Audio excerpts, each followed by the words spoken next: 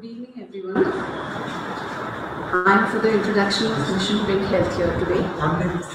It is a flagship community health project of Indian Medical Association and the ages of healthy nation today, tomorrow, and forever.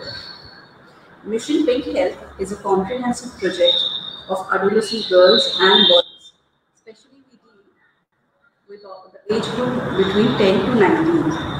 Now, this is a very charming phase of life where these girls and boys have lovely dreams which are characterized by the physical changes and the emotional turmoils. So, all the problems associated with this age group are dealt in the Mission Pink Health programs, especially Anemia Free India, Adolescent Health, Save the Girl Child, Beti Bachao and Beti Badhao, Aao Gaon Chale, and Aao School Chale. My introduction will be incomplete without the names of Dr. Archana Patil ma'am, Dr. Jyoti ma'am, Dr. Surekha Kare ma'am, Dr. Santosh Ranjalkar, Dr. Yashwant Kare. I now give the dais to the Pediatric Association. Sir, please. Thank you, madam. Thank you very much. Good afternoon, everybody. Good afternoon, all. On behalf, I would like to welcome all of you on this webinar, especially on prevention of childhood and adolescent medicine, obesity.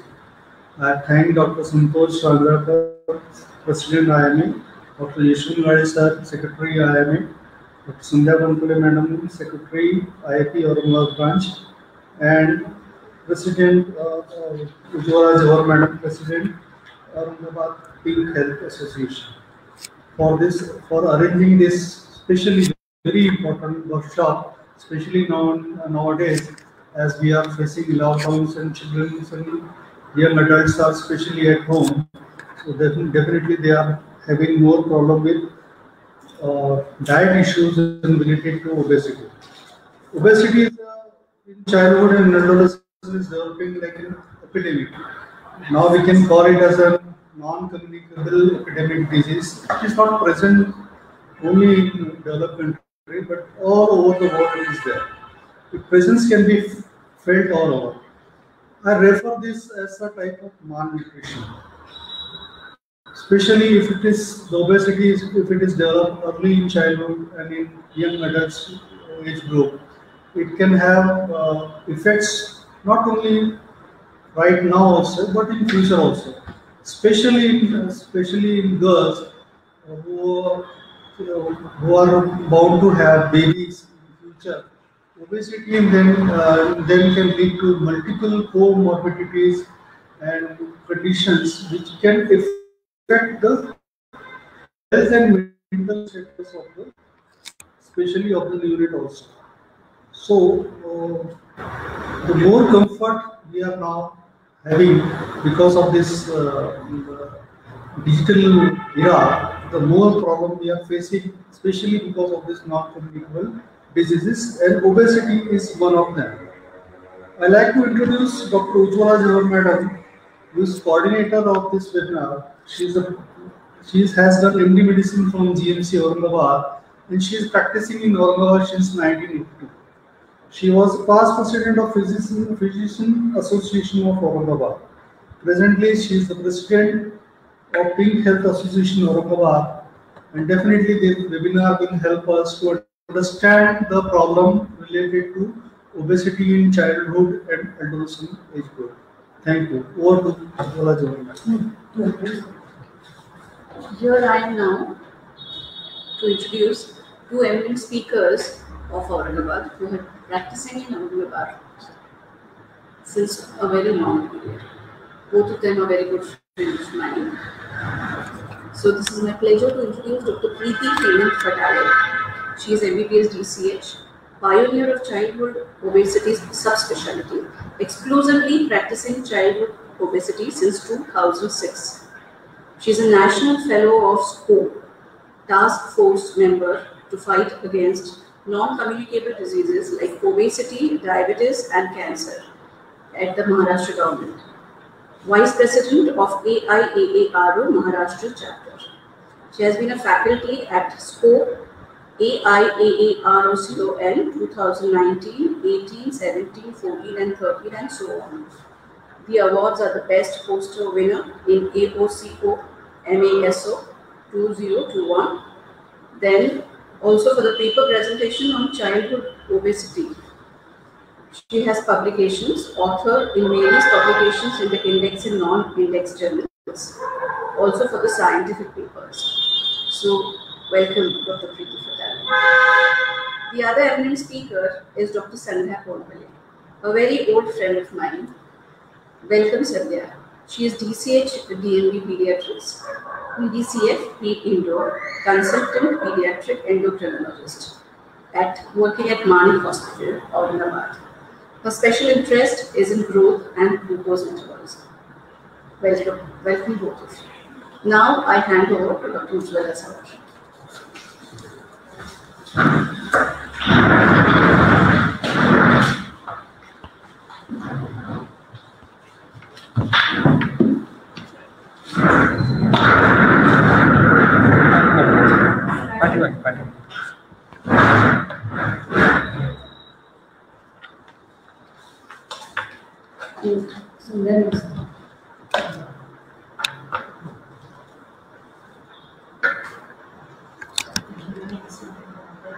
मला असं वाटतं तुला mute आहे ना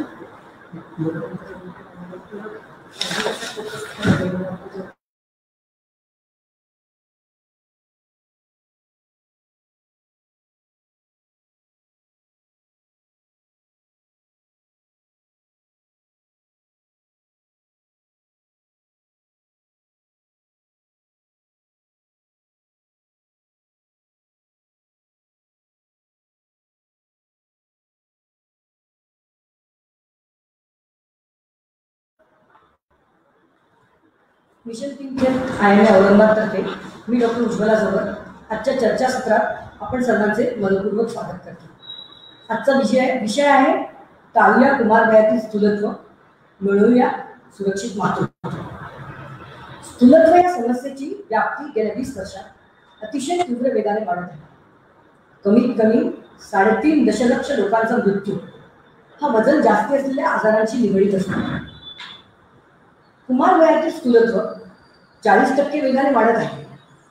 गेल्या 25 वर्षातील आंतरराष्ट्रीय आकडेवारीनुसार हे 40% वाढत आहे. कुमार वयातील स्थूलत्वातील 70 ते 80% मुलामुलींचे मोठ्यांच्या स्थूलत्वात रूपांतरीकरण होते. स्थूलत्वाची जड स्त्री पुरुष, लहान मुले, खालचा आर्थिक स्तर, वरचा आर्थिक स्तर, ग्रामीण किंवा शहरी लोकसंख्या, विकसित व विकसनशील देश सगळ्यांनाच बसत आहे. स्थूलत्वाने HIV, कुपोषण, संसर्गजन्य रोगांना मागे टाकले आहे. भारतात 15% मुलामुलींमध्ये अतिरिक्त वजन किंवा स्थूलत्व आढळून येते. 3 मधील एका मुलांमध्ये ॲडोलसन्समध्ये ओव्हरवेट किंवा ओबेस आपल्याला मुलं आढळतात. तर आपण एकेकांना आता आपल्याकडे आमंत्रित वक्ते आहेत त्यांच्याकडून आपण सगळी उकल करून घ्या विषयाची आणि तुम्हाला माहिती करून देऊया.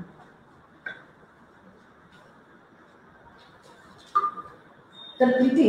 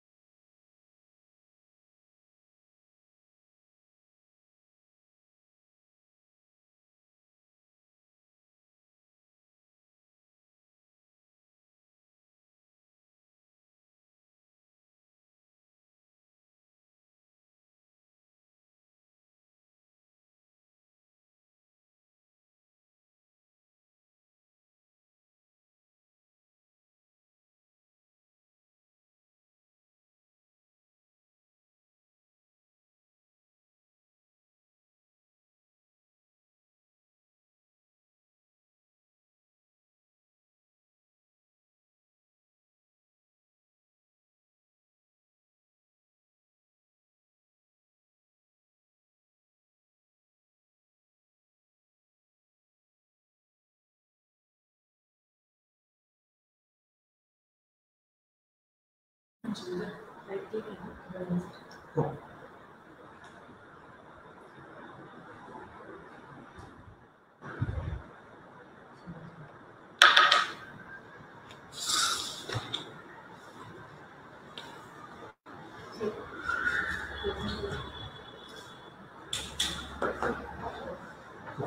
क्लिक केलं म्हणजे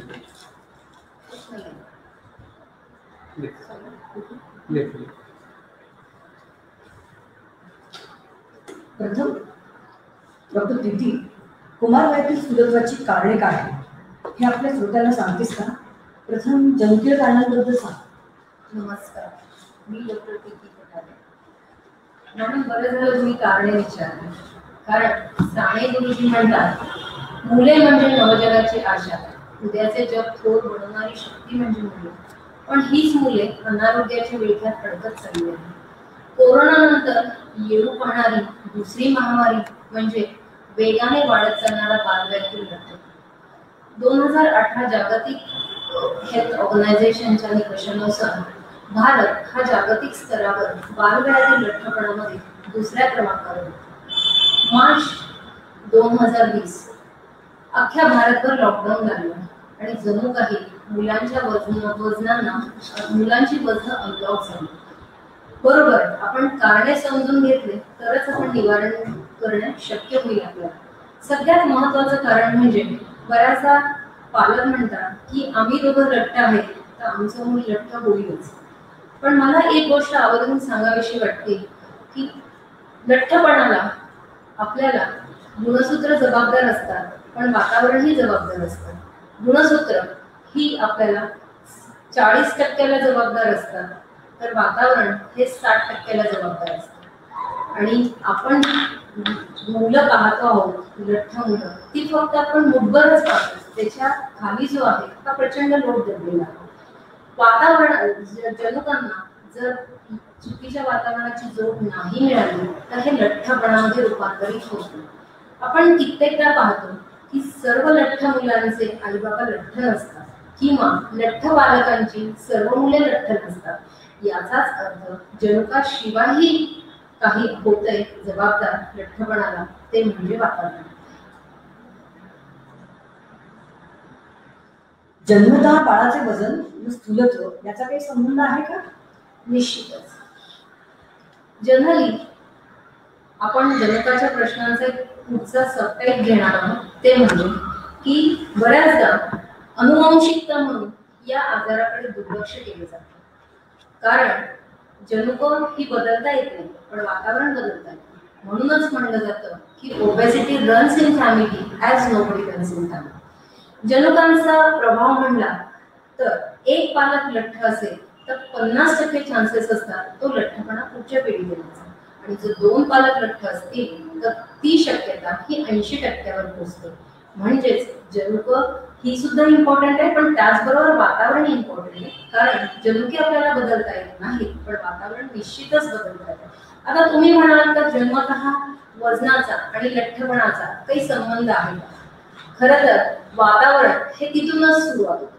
ज्या गर्भाची वाढ ज्या वातावरणात होते, जे गर्भाशयात होते, ते वातावरण सुद्धा निश्चितच बाळाला तारक किंवा आईचं जर पोषण योग्यरित्या असेल तर बाळाचं निश्चितच पोषण योग्यरित्या होईल.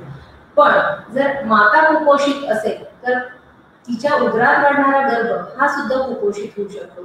किंवा मातेचे जर अतिपोषण झाले तर तिच्या गर्भात वाढणाऱ्या मुलाचं सुद्धा अतिपोषण होतं. म्हणूनच म्हणतात की 2.5 किलोपेक्षा कमी आणि 3.5 किलोपेक्षा जास्त ज्यांचं जन्मतः वजन आहे, या दोन्ही वयोगटातील मुलांना भविष्यात लठ्ठपणाचा धोका जास्त. स्तनपानाचे महत्व व त्याच्या वजनाची संबंध सांगू शकशील का? निश्चितच. बऱ्याच संशोधनाद्वारे हे निश्चित झालं की स्तनपान घेतलेल्या मुलांमध्ये, विशेषतः पहिले 6 महिने ज्या मुलांना स्तनपान मिळालेले आहे, त्यांच्यामध्ये लठ्ठपणाचं प्रमाण हे कमी आढळलेले आहे. म्हणूनच WHO ने कमिशन फॉर्म केली on ending childhood obesity bye promoting breast feeding for exclusively for the first 6 months. आणि ज्या मुलांना स्तनपान मिळत नाही कोणत्याही कारणाने म्हणा, किंवा एक ट्विन्स असेल किंवा माता आजारी असेल किंवा मातेला काही दुसरे शारीरिक व्याधी असतील, अशा केसमध्ये जेव्हा मुलांना बाटलीने दूध पाजवले जाते तेव्हा त्यांच्यामध्ये लठ्ठपणाचे प्रमाण जास्त असते. त्याच्या मागचं कारण असं की बॉटल फिडिंग हे मुलांसाठी पॅसिव्ह फिडिंग आहे. पॅसिव्ह फिडिंग म्हणजे आपलं पोट भरले याची त्यांना दखल होत नाही. जेव्हा जेव्हा बॉटल दिली जाते तेव्हा तेव्हा ती मुलं बॉटलमधून दूध पितात आणि अतिउष्मांक मिळत गेल्यामुळे त्यांच्या शरीरातल्या चरबीच्या पेशी वेगाने वाढायला लागतात. आणि ब्रेस्ट फिडिंगला शक्ती जास्ती लागते मला वाटतं, आणि बॉटल फिडिंगला शक्तीच लागत नाही. तेव्हा एकदा बॉटल दिली की मुलं ब्रेस्ट फिडिंग करायला सुद्धा तयार होत नाही असं आढळून येतं नाही. अगदी बरोबर. तुम्ही म्हणता ते बरोबर आहे की बॉटल फिडिंगला फार श्रम लागत नाही, पण बॉटल फिडिंग सोडवायला मात्र फार श्रम लागतात, कारण बरीच वर्ष बॉटल फिडिंग मग ते कंटिन्युएशन मध्ये लागतात. कशासाठी असलेल्या मुलांना स्थूलत्व येण्याची शक्यता जास्ती असते ना? विशेषतः ज्या मुलांमध्ये जंक फूड, व्यायामाचा अभाव किंवा ज्याला आपण सिडेंटरी लाईफस्टाईल म्हणतो, किंवा ज्या मुलांना वारंवार खाणं म्हणजे टाइमपास किंवा टाइम किलिंग प्रॉपर्टी आहे. आता विशेषतः आपण सध्याचा जो लॉकडाऊनचा पिरियड आहे, बरेच पालक तक्रार करतात की मॅडम दर 2 तासांनी याला खायला लागतं. या ज्या सवयी आहेत या निश्चितच लठ्ठपणाकडे नेणार आहेत.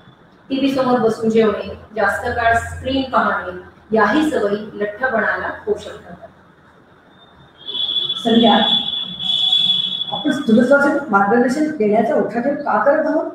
स्थूल मुला मुलींना काय काय भोगावे लागू शकते का यामुळे?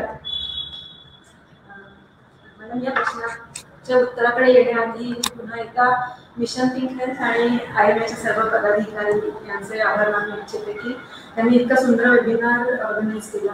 सध्याची अत्यंत ज्वलंत समस्या आहे जी जगातल्या श्रीमंत, गरीब, डेव्हलपिंग सगळ्या कंट्रीज फेस करतात, आणि विशेषतः चाइल्डहुड ओबेसिटीला जास्त महत्त्व आहे, कारण चाइल्डहुड ओबेसिटी, त्यानंतर ॲडोलेसंट ओबेसिटी आणि इट परपेच्युएट्स टू ॲडल्ट ओबेसिटी.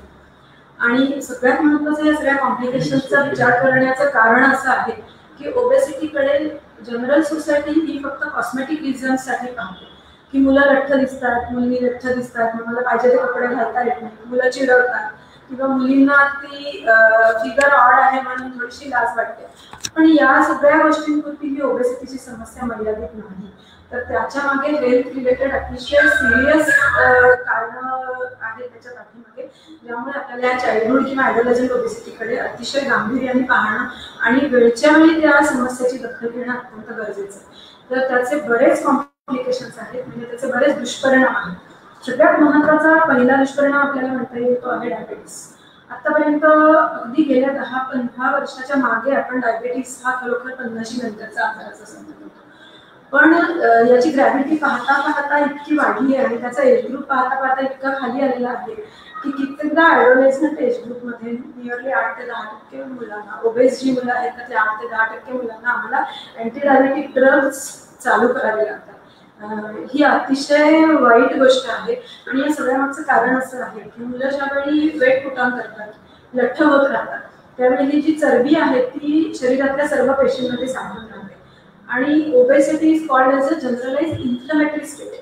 जेव्हा ही चरबी साठते त्यावेळी त्याच्यातून एक प्रकारचे सायटोकाइन्स, ज्याला आपण एडिपोसायटोकाइन असं म्हणतात, ते रिलीज होतात, आणि त्याचा सगळ्यात महत्त्वाचा प्रॉब्लेम असा आहे की ते इन्शुलिनच्या कार्यामध्ये अडथळा तयार करतात.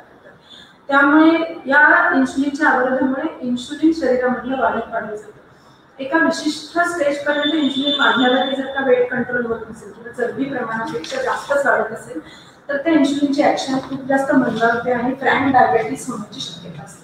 तर हे कसं ओळखायचं की डायबेटीस होतो आहे म्हणून? तर याच्यामध्ये क्लिनिकली मुलांमध्ये, लठ्ठ मुलांमध्ये आपल्याला काही स्किन टॅग दिसायला लागतात, किंवा ॲकॅन्थोसिस नायग्रिकन्स ज्याला आपण म्हणतो, म्हणजे मानेवर किंवा काखेमध्ये किंवा जांघेमध्ये आपल्याला काळ्या रंगाचे चट्टे दिसायला लागतात, आणि हे डेंजर साईन्स आहेत की आता याच्यामध्ये इन्शुलिन रेजिस्टन्स सुरू झालं आणि आपलं मूल प्री डायबेटिकच्या स्टेटमध्ये चालू आहे की काय.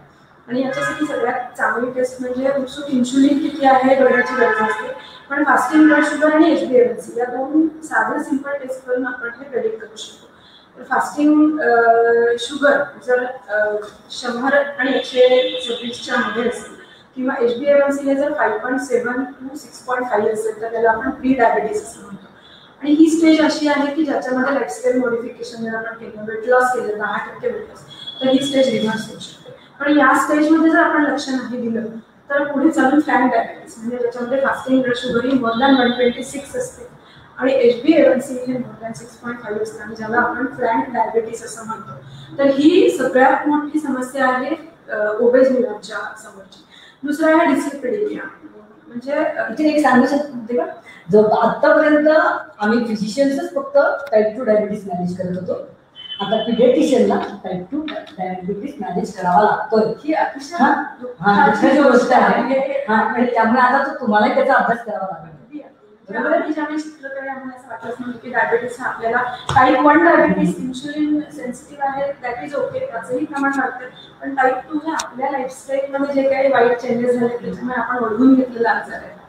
दुसरा आहे डिस्लिपिडेमिया. याच्यामध्ये नको असलेले लिपिड्स म्हणजे असे शरीराला घातक आहेत असे लिपिड्स म्हणजे ट्रायग्लिसराईड असतील किंवा लो डेन्सिटी लायपोप्रोटीन्स आहेत हे वाढतात आणि जे प्रोटेक्टिव्ह लिपिड्स ज्याला आपण HDL म्हणतो ते कमी होतात. तर याच्यामुळे शरीर आणि याचंही कारण तेच आहे की शरीरामध्ये अतिरिक्त चरबी वाढते. अतिरिक्त चरबी आणि इन्शुलिन रेझिस्टन्समुळे गरजेपेक्षा जास्त लायपोलिसिस होतं आणि डिसरेग्युलेशन ऑफ लिपिड मेटाबॉलिझम झाल्यामुळे संपूर्ण रक्तवाहिन्यांमध्ये प्लास तयार होतात. त्याचाच पुढचा इफेक्ट म्हणजे हायपरटेन्शन डेव्हलप होतं. त्याचाच पुढचा इफेक्ट म्हणजे आपल्याला अर्ली स्ट्रोक आणि अर्ली इन्फेक्शन. आता डायबिटीसच्या बाबतीत जी मी मगाशी गोष्ट म्हणाली तीच इन्फेक्शनच्या बाबतीमध्ये पण आहे की हार्ट अटॅक येणारा माणूस हा आपल्या पिढीने जर बघितला तर 50च्या 60च्या पुढे असायचा. आता आपण यंग इन्फॅक्ट्स पाहतोय ज्याच्यामध्ये 24-25 वर्ष, 32-34 ही कॉमन झालेली आहे गोष्ट. आणि जसं स्ट्रेस हा एक फॅक्टर आहे तसंच ओबेसिटी, डिस्लिपिडेमिया ज्याच्याकडे आपण अगदी चाइल्डहुडपासून लक्ष द्यावं त्याच्याकडे लक्ष दिलं जात नाही आणि त्याच्यामुळे हे सगळे जे नॉन कम्युनिकेबल डिसीजेस आहेत ते आपण स्वतःवरती ओढून घेतलेले. तर LDL आणि ट्रायग्लिसराईड याच्याविषयी मला असं सांगायचं वाटतं की हे फास्टिंगमध्ये करण्याचे इन्व्हेस्टिगेशन्स आहेत आणि ॲडल्टचे जे इक्विव्हॅलंट आहेत ते आपण मुलांच्या बाबतीमध्ये लावू शकत नाही. जसं ट्रायग्लिसराईड अप टू 130 आलं पण मुलांच्या बाबतीमध्ये 100 किंवा 90च्या आतच जर ट्रायग्लिसराईड असेल तर व्हेरी. कोलेस्ट्रॉल आपण माणसांच्या बाबतीत 200-250 पर्यंत इथे झालं but in childhood it should be below 170. तर किंवा HDL आहे ते 50च्या वरतीच पाहिजे. तर हे प्रॉपर क्रायटेरिया आपल्याला चाइल्डहुडच्या डिस्लिपिडेमिया डायग्नोज करताना लावायला लागतात. दुसरी गोष्ट नॉन अल्कोहोलिक फॅटी डिसीज म्हणजे केवळ आणि केवळ शरीराचं वजन वाढल्याने अतिरिक्त चरबी ही लिव्हरमध्ये साठते आणि हा आजार खरोखर खूप घातक आहे कारण याला रिव्हर्सल एका विशिष्ट स्टेजपर्यंत आपण लाईफस्टाईल मॉडिफिकेशन नंतर काही प्रमाणामध्ये त्याला ॲडव्होकेट देऊ शकतो. पण एकदा फायब्रोसिसची स्टेज सुरू झाली की म्हणजे पूर्वी हा आजार आपल्याला फक्त अल्कोहोल लिव्हर सिरोसिस म्हणजे अल्कोहोलिक आहे का हा एकच प्रश्न आपण ज्यावेळेस शिकलो त्यावेळेस विचारायचा. पण आता मात्र ही एक नवीन एंटिटी ही सुद्धा आपण ओबेसिटीमुळे स्वतःवरती ओढवून घेतलेली आहे. दुसरी एक आहे की ऑब्स्ट्रक्टिव्ह स्लीप म्हणजे जी मुलं खूप जास्त लठ्ठ असतात त्यांना झोपेमध्ये इंटरप्टेड स्लीप असते, फ्रॅगमेंटेड स्लीप ज्याला आपण म्हणतो. म्हणजे थोडा वेळ झोप लागते पुन्हा दचकून जाग येते कारण का तर त्यांना हायपॉक्सिया होतं आणि याचं कारण म्हणजे अतिरिक्त सबम्युकोसल फॅट जे आहे ते सर्व्हायकल फॅट म्हणून पण डिपॉझिट होतं, सबम्युकोसल फॅरेंजियल फॅट पण डिपॉझिट होतं आणि फॅरिंग्सची जी लवचिकता किंवा लायनसची जी लवचिकता असते ती त्या फॅटमुळे कम्प्रेस झाल्यामुळे श्वासामध्ये अवरोध तयार होतो, हायपॉक्सिया होतो. थोडासा क्लिनिकल हायपॉक्सिया झाला की त्या मुलाला जाग येते, खूप जास्त स्वेटिंग होतं, धाप लागते आणि पोझिशन बदलल्यानंतर पुन्हा झोपावं लागतं. तर ही खूप भयंकर समस्या आहे आणि कित्येकदा याला आपल्याला सर्जिकल इंटरव्हेन्शन सुद्धा करावं लागतं. त्याच्यानंतर जे आहे ते मस्क्युलोस्केलेटरी कॉम्प्लिकेशन्स पण आपल्याला दिसतात. खूप जास्त जर मुलं लठ्ठ झाली तर त्यांना हळूहळू जॉईंटचं डिजनरेशन दिसायला लागतं किंवा काही डिफॉर्मिटीज दिसायला लागतात. चालताना पाय आणि जॉईंट्स दुखायला लागतात. याचंही पुन्हा तेच कारण आहे की ॲडिपोसायटोकाइन्स वाढतात. त्यामुळे inflammatory process in joints also ती पण वाढते आणि डिजनरेटिव्ह प्रोसेस या इन्फ्लेमेशनमुळे खूप फास्ट व्हायला लागते आणि स्केलेटल डिफॉर्मिटीज, चालताना येणं, पाय वाकडे होणं या सगळ्या गोष्टी आपल्याला हळूहळू दिसायला लागतात. प्युबर्टल एजमध्ये पण आता व्हेरिएशन झालेलं आहे. याच्यामध्ये असं आहे की जेव्हा एक क्रिटिकल फॅट आपण डिपॉझिट होतं शरीरामध्ये त्याच्यानंतर प्युबर्टी सुरू होते किंवा सेकंडरी सेक्स कॅरेक्टर्स आपल्याला दिसायला लागतात. पण हे क्रिटिकल फॅट इतक्या लवकर डेव्हलप होते सध्या मुलींमध्ये की जगभरामध्ये मुलींची वयात येण्याचं वय हे आता खूप खाली खाली येत लवकर मुली वयात यायला लागल्या आणि एक्झॅक्टली त्याच्या विरुद्ध मुलांमध्ये मात्र जास्त चरबी जर साठली तर टेस्टोस्टेरॉनच्या चरबीमध्ये कन्व्हर्ट टू एस्ट्रोजन मध्ये त्या कारणामुळे मुलांची पुढे जाते. या विषयावरती प्रीती मॅडम आपल्याची जास्त चांगल्या पद्धतीने बोलतील. दुसरा आहे पीसीओएस. आपल्याला PCOS exactly complication of obesity असं नाही म्हणता येणार, पण majority of the times it is association. कारण ज्या लाईफस्टाईल इश्यूजमुळे ओबेसिटी होते एक्झॅक्टली त्याच कारणांमुळे आणि जेनेटिक रिझन्समुळे पीसीओएस होते. त्यामुळे पीसीओएस ज्याच्यामध्ये आपल्याला इन्फर्टिलिटी दिसते, मेन्स्ट्रुअल इरेग्युलरिटीज दिसतात किंवा हायपर एंड्रोजेनिया दिसतो, हिर्सुटिझम दिसतो आणि ओव्हेरियन्स दिसतात. These are two associations. Exact causal relation नाही म्हणता येणार, पण they are associated obesity and PCOS. शारीरिक आजाराबरोबर मानसिक आजारही होऊ शकतात का? आणि ह्या स्थूलत्वाने मानसिक आजाराने परत स्थूलत्व वाढू शकते का? अगदी बरोबर प्रश्न विचारला मॅडम.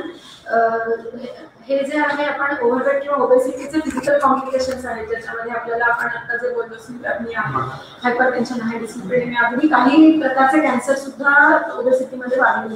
जसे कोलोरेक्टल कॅन्सर असेल, pancreatic cancer, neutral breast cancer याचा पण इन्सिडन्स ओबेसिटीमुळे वाढलेला आहे. पण त्याचबरोबर फक्त फिजिकलच नाही तर सायकोलॉजिकल इश्यूज सुद्धा मुलांमध्ये वाढलेले आहेत, ज्याच्यामध्ये मुलं they lose their self esteem. सगळ्यात महत्त्वाचं म्हणजे त्यांचा स्वतःचा कॉन्फिडन्स किंवा स्वतःविषयी त्यांना जी चांगली भावना असते, सेल्फ रिस्पेक्ट जो मुलांना हवा आहे तो ती मुलं लूज करतात. फिलिंग लेफ्ट आउट म्हणजे त्यांना एकटं पडल्यासारखं होतं, कारण शाळेमध्ये ते टीझिंग केलं जातं, मुलं सगळेजण गोड टाकून त्यांना चिडवतात, त्याच्यामुळे त्यांना एकटं पडल्याचा आणि सगळ्या ग्रुपमधून बाजूला गेल्याचा एक भाव येतो, स्वतःचा आत्मविश्वास जातो, त्यांचा अकॅडमिक परफॉर्मन्स सुद्धा कमी होतो. कारण या सगळ्या विचारांमध्ये गुंतल्यामुळे थोड्याशा डिप्रेशनकडे, लॉनलीनेसकडे झाल्यामुळे त्यांचं कॉन्सन्ट्रेशन ॲबिलिटी कमी होते आणि अकॅडमिक परफॉर्मन्सेस सुद्धा कमी होतात आणि याचाच परिणाम पुढे करिअरवरती होतो. जेव्हा तुम्ही जर अगदी प्रॅक्टिकली पाहिलं तर इंटरव्ह्यूला गेल्यानंतर जर त्या दोन सारख्याच अकॅडमिक क्वालिफिकेशनची दोन मुलं किंवा मुली असतील तर नॅचरली जो फिट असेल, त्याची पर्सनॅलिटी चांगली असेल त्याला घेतलं जातं आणि ओबेस लोकांना त्याच्यातून लावलं जातं. आणि हा प्रॅक्टिकली घडणारा इश्यू आपण समोर पाहतो. आणि अगदी पुढे गेली ती ओबेसिटी तर कधी कधी मुलं डिप्रेशनमध्ये जाऊ शकतात. आपण एक्झॅक्ट पुन्हा एकदा जसं आपण पीसीओएस आणि ओबेसिटी बद्दल बोललो तसंच डिप्रेशन आणि ओबेसिटी हाही असाच एकमेकात गुंतलेला प्रकार आहे की डिप्रेशन असल्यामुळे मुलं खात राहतात. डिप्रेशनचा तो एक सुटकेचा मार्ग म्हणून मुलं खात राहतात त्याच्यावरचा उपाय म्हणून ती ओबेस होतात. ओबेस झाल्यानंतर ती थोडीशी डिप्रेस होतात आणि त्याच्यामुळे ती अजून होतात. तर ती विशियस सायकल आपण म्हणू शकतो डिप्रेशन ओबेसिटी. त्यामुळे सायकोलॉजिकल एलिमेंट्स तितकेच गंभीर आहे. इथे मला प्रचार सांगावा वाटतो, जर स्थूलत्व किंवा जास्ती जे वजन असतं त्याला त्याची कंपॅरिझन ब्लॅक मनीशी होऊ शकते. ब्लॅक मनीवर धाड पडते इन्कम टॅक्सची आणि स्थूलत्वावर पडते आजारांची. आणि इथे तुला सांगते की आता आमच्या इकडे कसं आहे, कार्डिओव्हास्क्युलर डिसऑर्डर जर झाले तर सगळ्यांचे आमचे डिस्लिपिडेमियाचे सगळे व्हॅल्यूज आम्ही खाली घेतले. म्हणजे ट्रायग्लिसराईड 100, नंतर 150च्या खाली कोलेस्ट्रॉल पाहिजे, 70च्या खाली एलडीएल पाहिजे. तर ह्या गोष्टी आता आजार मोठे होऊ नये म्हणून आम्ही सुद्धा त्याच पाळतो. तर प्रीती, कुमार वयातील स्थूलत्वाचे निदान कसे करावे? लवकरात लवकर पालकांना लक्षात येण्यासाठी त्यांना तुला टिप द्यायचे आहे.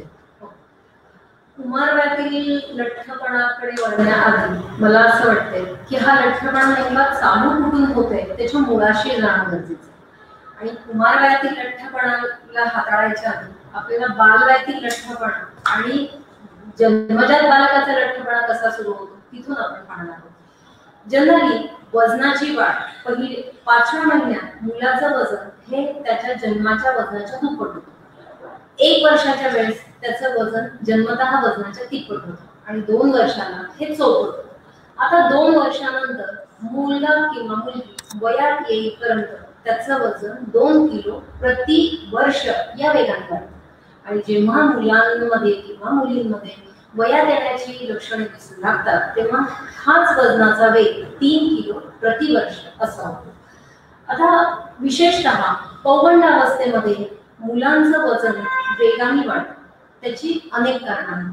उदाहरणार्थ की ॲडोलसन्स एज ग्रुप, गर्भावस्था आणि पौगंडावस्था या दोन अशा अवस्था आहेत की जिथे तुमचं इन्सुलिन हे फिजिओलॉजिकली वाढायला सुरुवात होते. आणि जेव्हा हे फिजिओलॉजिकली वाढायला सुरुवात होतं तेव्हा तुमच्यामध्ये त्याची कॅपॅसिटी असते की ते फिजिओलॉजिकली वाढलेल्या इन्सुलिनला हँडल करण्याची तुमच्या बॉडीची. पण जेव्हा ते अतिवेगाने वाढायला लागतं तेव्हा या वाढलेल्या इन्सुलिनचा रेझिस्टन्स निर्माण होतो. म्हणजे त्या इन्सुलिनची क्वांटिटी वाढते पण त्याची काम करण्याची क्वालिटी खराब होते. आणि अशा वेळेस वाढलेल्या इन्सुलिनमुळे 3 गोष्टी आवर्जून होतात. भूक जास्त लागते, चरबी जास्त उत्पन्न होते आणि चरबीचे ज्वलन कमी होते. आणि पर्यायाने पौगंडावस्थेतील लठ्ठपणाची सुरुवात होते. आणि नेमके हेच वर्ष असतात मुलांच्या करिअरचे. त्यांना जास्त बैठक असते, तेव्हा त्यांना वेगवेगळ्या क्लासेसला जावं लागतं. त्याच्यामध्ये विशेषतः मला सांगावं असं वाटतं की मुली या वयामध्ये जेव्हा त्यांना मासिक पाळी सुरू होते तेव्हा ते बाहेर जाणं टाळतात, त्यांची ऍक्टिव्हिटी कमी होते, त्या आत्मकेंद्रित होतात, थोड्याशा सावऱ्या वावऱ्या होतात. आणि याच्यामध्ये तुम्हाला 3 प्रेशर्सना मुलं सामोरी जात असतात. एक परफॉर्मन्स प्रेशर, पियर प्रेशर आणि पॅरेंट प्रेशर. आणि या सगळ्या प्रेशरचा जो रिझल्ट असतो तो म्हणजे त्यांचा कॉर्टिसोल हार्मोन वाढवण्याकडे असतो. आणि या कॉर्टिसोल हार्मोन वाढवण्यामुळे साहजिकच त्यांची भूक पण वाढते आणि परत लठ्ठपणाकडे अजून जास्त वेगाने वाटचाल सुरू होते.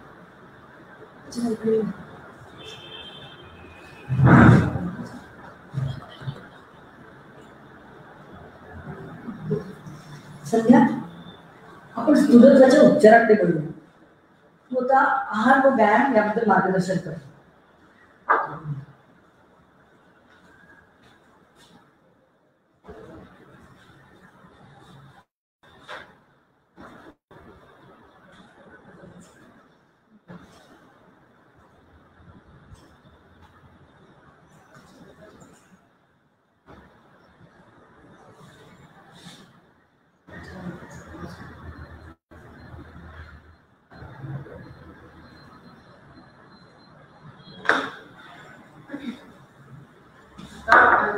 हा सगळ्यात कळीचा मुद्दा आहे आणि ज्याच्यामध्ये बहुतांशी सगळ्यांना कॉमन पीपलला इंटरेस्ट असतो. कारण जोपर्यंत मूल लठ्ठ होत नाही तोपर्यंत बहुतांशी आपल्याला जाग येत नाही. लहान मूल थोडंसं गुटगुटीत दिसतंय, चांगलं आहे, हाडापिडाने मजबूत आहे, किती छान दिसतंय.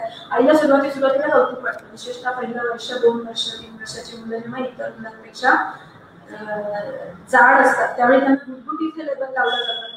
पाहता पाहता ते जेव्हा वयात येतात त्यावेळी लक्षात येतं की अरे नाही खूपच जाड दिसायला लागले. जेव्हा स्किनफोल्ड दिसायला लागतात त्या मुलाला चालता येत नाही, दम लागायला लागतो आणि मग त्यावेळी पालकांचे डोळे खाडकन उघडतात की नाही खरंच काही झालंय की काय माझ्या मुलाला. म्हणजे ही नुसती चांगली तब्येत नाहीये तर त्याच्यातून सुंदर आहे हे लक्षात यायला उशीर लागतो. त्यामुळे खरं तर ट्रीटमेंटपेक्षा आपल्याला प्रिव्हेन्शनवर बोलायला पाहिजे. पण वेळ अशी आहे की समाजामध्ये इतकी लठ्ठ मुलं आहेत की आपल्याला ट्रीटमेंट या गोष्टीमध्ये सामान्य लोकांना खूप जास्त इंटरेस्ट असतो. तर ही ट्रीटमेंट देताना सगळ्यात महत्त्वाची गोष्ट म्हणजे लाईफस्टाईल मॉडिफिकेशन. कारण ज्या गोष्टींमुळे आपण हे सगळं ओढवून घेतलेलं आहे त्या गोष्टीचं जर आपण रिव्हर्सल केलं नाही तर आपल्याला यामध्ये कुठलेही रिझल्ट येणार नाही. त्यामुळे ज्यावेळी ट्रीटमेंटसाठी आमच्याकडे ओबेस मुलं म्हणून आईवडील येतात त्यावेळी आम्ही त्यांना शांतपणे सांगतो की ही ट्रीटमेंट तुमची नाही, ही ट्रीटमेंट पूर्ण फॅमिलीची आहे. कुठल्याही ओबेसिटी असलेल्या बाळाला ट्रीट करताना फॅमिली बेस्ड ट्रीटमेंट जर तुम्ही दिली नाही, पालकांची अशी अपेक्षा असते की आम्ही काहीतरी छान डाएट चार्ट लिहून द्यावा ज्याच्यामध्ये त्याला नाश्त्याचे कुठले ऑप्शन आहेत, जेवायला काय देऊ, मधल्या वेळी खायला मागितलं तर काय देऊ, रात्री काय देऊ आणि काय काय गोष्टी अवॉइड करू. आणि ते सगळा फोकस आई आणि वडिलांचा असा असतो की जेव्हा त्या मुलाला एकट्याला हे सगळं काही वेगळं द्यायचंय आपण आणि बाकीच्या फॅमिलीनी वेगळं द्यायचंय. तर हे असं कधीच प्रॅक्टिकली शक्य होत नाही. मूल आहे ते लहान आहे, अगदी मोठ्यांना सुद्धा जर तुम्ही एकट्याला वेगळा आहार दिला तर ते नाराज होतात. त्यामुळे सगळ्यात पहिल्यांदा म्हणजे फॅमिलीला ऍज अ होल युनिट आपल्याला डाएटकडे त्याला पाहायला. पहिला प्रश्न आमचा हा असतो की सगळी फॅमिली मिळून किती मेंबर्सची आहे, ही सगळी फॅमिली मिळून किती तेल कन्झ्युम करते पर मंथ. याच्यामध्ये असं आहे की 1/2 लिटर पर मेंबरही झालं. पण आपण जर विचारला प्रश्न तर जी येणारी उत्तरं असतात ती खूप हलकं असतात. म्हणजे 4 मेंबर असतात आणि लागणारे तेल हे अगदी 6 लिटर पासून 10 लिटर पर्यंत, किंवा कधी कधी नाही मॅडम आमच्याकडे खूप जास्त पाहुणे रावळे असतात, काही ना काही केलं जातं आणि या सगळ्या गोष्टींमुळे ऑइल इंटेक इतका जास्त असतो. तर पहिलं आपल्याला तिथे त्यांना समजायला लागतं की oil intake of whole of your family should be use. Whatever diet आणि लाईफस्टाईल मॉडिफिकेशन किंवा फिजिकल ऍक्टिव्हिटीचे आम्ही प्लॅन तुम्हाला सांगणार आहे ते सगळे तुम्ही सगळ्यांनी एकत्र आणि सगळ्यांनी आई वडील मुलगा मुलगी सगळ्यांनी कॅरी करायचं, ओबेज असो की नसो. कारण आई वडिलांनी लहानपणापासून फिजिकल ऍक्टिव्हिटीला महत्त्व दिलेलं नाही, आई वडिलांनी डाएटिंगकडे लक्ष दिलेलं नाही आणि त्याच्यामुळे ताजी काही परिस्थिती ओढवलेली आहे. तर सगळ्यात महत्त्वाचं म्हणजे फायबर इंटेक वाढवणं गरजेचं आहे, फ्रूट्स आणि व्हेजिटेबल. एक्झॅक्टली आपण आता उलट चाललेलं असलेलं पाहतो की आई वडील कामाला जातात, तिला वेळ नसतो, मुलांच्या हातात खूप लहानपणी पैसे दिले जातात, मुलाला भूक लागली की तो पटकन खाली जातो, 2 चिप्सचे पुढे घेतो, बिस्किटचे पुढे घेतो आणि ते खाऊन त्याची भूक भागवतो. एकतर अवेलेबिलिटी ऑफ या सगळ्या स्नॅक्स आणि फास्ट फूडची इतकी जास्त झाली, तुम्ही जर का एक चक्कर मारली 1 किलोमीटर मध्ये तर तुम्हाला कमीत कमी 6 ते 7 दुकानं दिसतात ज्याच्यामध्ये फास्ट फूड आहे. वेगवेगळ्या प्रकारचे वडापाव अवेलेबल आहेत, समोसा आहे, 1000 प्रकारचे बिस्किट्स आहेत, चॉकलेट्स आहेत, कोल्ड्रिंक्स आहेत, स्नॅक्स आहेत, चिप्स आहेत. तर हे सगळंच्या सगळं आपल्याला कल्टिवेट करायला लागणार जेव्हा आपण treatment of diabetic treatment of obesity seriously हातात घेतो. फायबर रिच म्हणजे सगळं फूड हे रॉ खायला शिकतात. म्हणजे आपण फळाच्या साली काढतो, अगदी काकडी वगैरे सुद्धा साली काढून खातात खूप जण. तर सगळ्यात पहिले मुलांना शिकवायचं की फ्रूट ज्युसेस टाळा, अख्खं फ्रूट खा, साली सकट खा, चिक्कू असेल, सफरचंद असेल, या सगळ्या गोष्टी साली सकट खायला. फायबर म्हणजे जे आपण सॅलड आहे किंवा होल ग्रेन खा, ज्याच्यामध्ये गहू आहे, मग त्याचं पीठ करताना चाळून घेऊ, त्याच्यामध्ये सोयाबीन ऍड करा. सोयाबीन कार्बोहायड्रेट आणि प्रोटीन याचं एकत्र घेतलं तर त्याचा ग्लायसेमिक इंडेक्स कमी होईल किंवा चरबी तयार होण्याचं प्रमाण कमी. तर फायबर इन्क्लूड करा, डायरेक्टली फ्रेश फ्रुट्स आणि मॅक्सिमम व्हेजिटेबल्स हे त्याच्या आहारामध्ये येईल. दुसरं म्हणजे त्याच्या वेळा फिक्स करायच्या. नाहीतर मुलं येता जाता अक्षरशः चढत असतात, क्रेझी बकऱ्या जशा चढतात तसं घरातून येता जाता त्यांना अवेलेबल काही ना काही प्रत्येक डब्यामध्ये मिळतं. म्हणजे हाताला लागेल ते मुलं खातात आणि आई जेवणाच्या टेबलवर एक पोळी सुद्धा खाण्यासाठी आईला. तर एकतर या सगळ्या गोष्टी त्याला इझिली अवेलेबल होतात आणि त्याच्या जेवणाच्या वेळांना अतिशय बांधलेल्या पाहिजे. किमान एक तरी जेवणाची वेळ, तर सगळ्याच वेळी सगळेजण एकत्र बसणं शक्य नाही, पण फॅमिलीनी एक तरी वेळ जी सकाळ किंवा शक्यतो संध्याकाळची असू दे ती एकत्र बसलं पाहिजे. दुसरं म्हणजे आजकाल प्रत्येकजण सेपरेट जेवतो, म्हणजे मुलं स्वतःचा ताट घेतात, त्यांच्या रूममध्ये जाऊन बसतात, लॅपटॉपवर काहीतरी पाहत असतात आणि त्याच्या समोर किंवा सगळी फॅमिली टीव्ही समोर असते, कुठली तरी सिरियल असते आणि जेवण केलं जातं. तर जेव्हा आपण टीव्ही पाहतो किंवा कुठली गोष्ट पाहत आपण जेवण करतो, त्यामुळे लक्षात ठेवायचं की सकाळी सेंटर हे झोपून जातं, आपल्या शरीराला म्हणजे आपल्या ब्रेनला कळतच नाही की भूक भागली आहे का नाही, आणि मग वेळासारखं आपण अर्ध लक्ष तिकडे अर्ध पण लक्ष जेवणात नाही आणि मग ते खूप जास्त खाल्लं जातं. तर ह्या गोष्टी आपल्याला टाळायला पाहिजे. दुसरी गोष्ट, आपल्याला मुलाकडे बघून हे मूल इतकं का मागतंय, इतर काही मुलांपेक्षा सुद्धा या मुलाची इतकी अतिरिक्त भूक का आहे, काही सायकोलॉजिकल इश्यूज तर नाही ना, त्याला बोर होत नाही ना, किंवा कधी कधी पालकांना बरोबरच्या मुलांना किंवा इव्हन भावंडांना त्याला द्यायला वेळ मिळते, त्याला खूप काही गोष्टी सांगायच्या असतात. आजकाल ऐकायला पण आई वडिलांना वेळ नाही, मग ते मूल बोर होऊन जातं, एकटा पडतं, स्क्रीन टाइम वाढलेला असतो त्याचा, आणि ह्या सगळ्याचा परिणाम असा होतो की शेवटी ओव्हर इटिंगकडे त्याचा एंड होतो आणि मग ओबेसिटी आणि ते जे डिस्ट्रेस सायकल आपण मला शिकवलं ते सुरू होतं. त्याच्यानंतर मी जसं म्हटलं की consumption of whole fruit rather than fruit juice, पूर्ण खाण्याची फायबर जाईल आणि तुमची चरबी तयार होण्याचं प्रमाण. दुसरं बेकरी आयटम्स या घराघरामध्ये, म्हणजे जर आपण त्यांना सुरुवातीला विचारलं की काय काय खातो सकाळपासून, तर सुरुवात चहा आणि बिस्किट किती याचा मला सुरुवातीला धक्का बसायचा, आता धक्का नाही बसत. सकाळच्या चहाबरोबर 1 पुडा आणि संध्याकाळच्या चहाबरोबर 1 पुडा, हे खूप कॉमनली मिळणारं उत्तर आहे. ह्याच्यावर मी सगळ्या आयांना सांगू इच्छिते की तुम्ही बेकरी आयटम तुम्ही विकत आणता म्हणून मुलं खातात. If you don't buy they will not it. It is very simple. त्यांच्या बद्दल तक्रार करण्यात अर्थच नाही. कुठलाही बेकरी आयटम, मग खारी असेल, टोस्ट असेल, केक असेल, बिस्किट्स असेल, ब्रेड असेल, तुम्ही विकतच आणलं नाही तर मुलं खाणार नाही. तर हे सगळ्यात महत्त्वाचं, बेकरी आयटम्स घरातच आणू नका.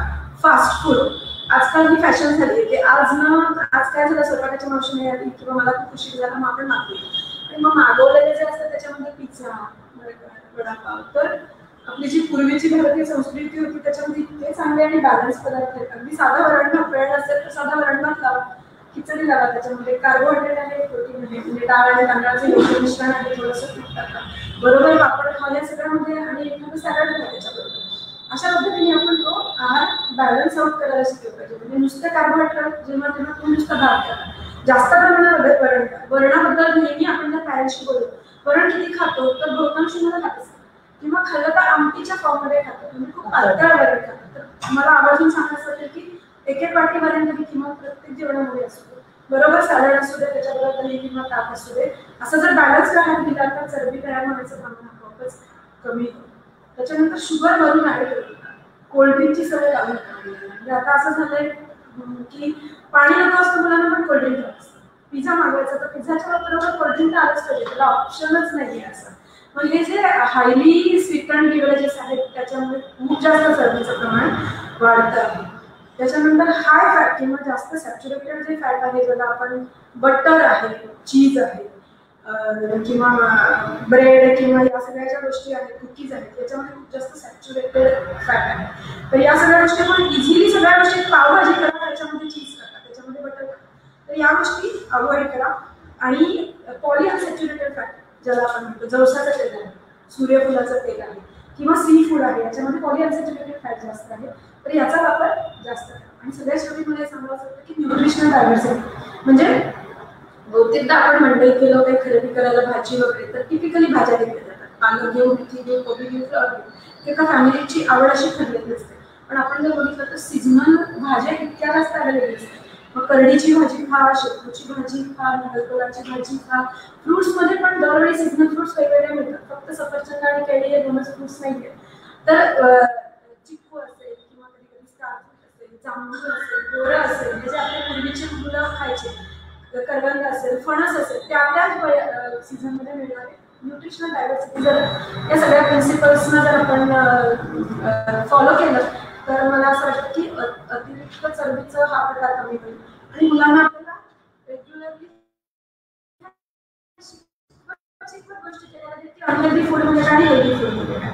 आता ही जी डिश मी दाखवली आहे ही रिप्रेझेंटेटिव्ह आहे, ही जेव्हा तुम्हाला ओबेसिटी ऑलरेडी डेव्हलप झालेली आहे त्यावेळेस फॉलो करायची गोष्ट. तुमचं जे ताट आहे ते जर का तुम्ही आर्बिट्ररी 4 भागामध्ये डिवाइड केलं तर 1/4 भाग सॅलडचा पाहिजे.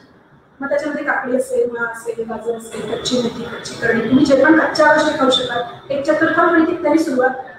दुसरी गोष्ट प्रोटीन्स. आता इथे मी फक्त स्प्राउट्स दाखवले पण त्याच्यामध्ये डाळ येऊ शकते, अंडा येऊ शकतं, दही येऊ शकतं, ताक येऊ शकतं, वेगवेगळ्या उसळी येऊ शकतात, घट्टवरण येऊ शकतं.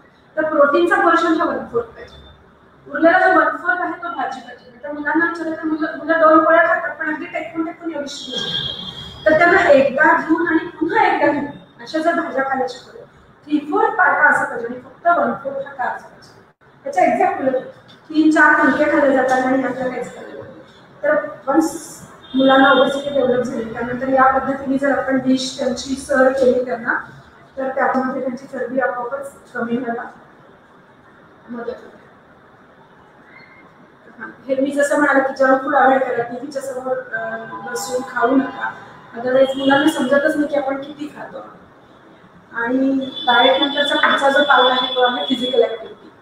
एक्सरसाइज. जसं मी मगाशी म्हटलं की एक्सरसाइज ही एकट्याने करायची गोष्टच नाही. एक्सरसाइज ही पूर्ण फॅमिली करण्याची गोष्ट आहे. सुरुवात ही आपल्याला मिनिमम 20 मिनिट्स ऑफ मॉडरेट एक्सरसाइजने सुरुवात करायची आणि आपलं टार्गेट असं पाहिजे की किमान 1 तास तरी त्या मुलांनी एक्सरसाइज केली पाहिजे आणि त्याच वेळेत जो बॅलन्स डाएट आहे तो सुद्धा फॉलो करायला पाहिजे. दुसरी गोष्ट ती एक्सरसाइज अशी पाहिजे की ज्याच्यामुळे मुलाला दम लागला पाहिजे, घाम लागली पाहिजे, स्वेटिंग झालं पाहिजे. आणि या सगळ्या एक्सरसाइजेस मध्ये जे येतात ते सगळ्यात एक्सरसाइज म्हणजे रनिंग आहे.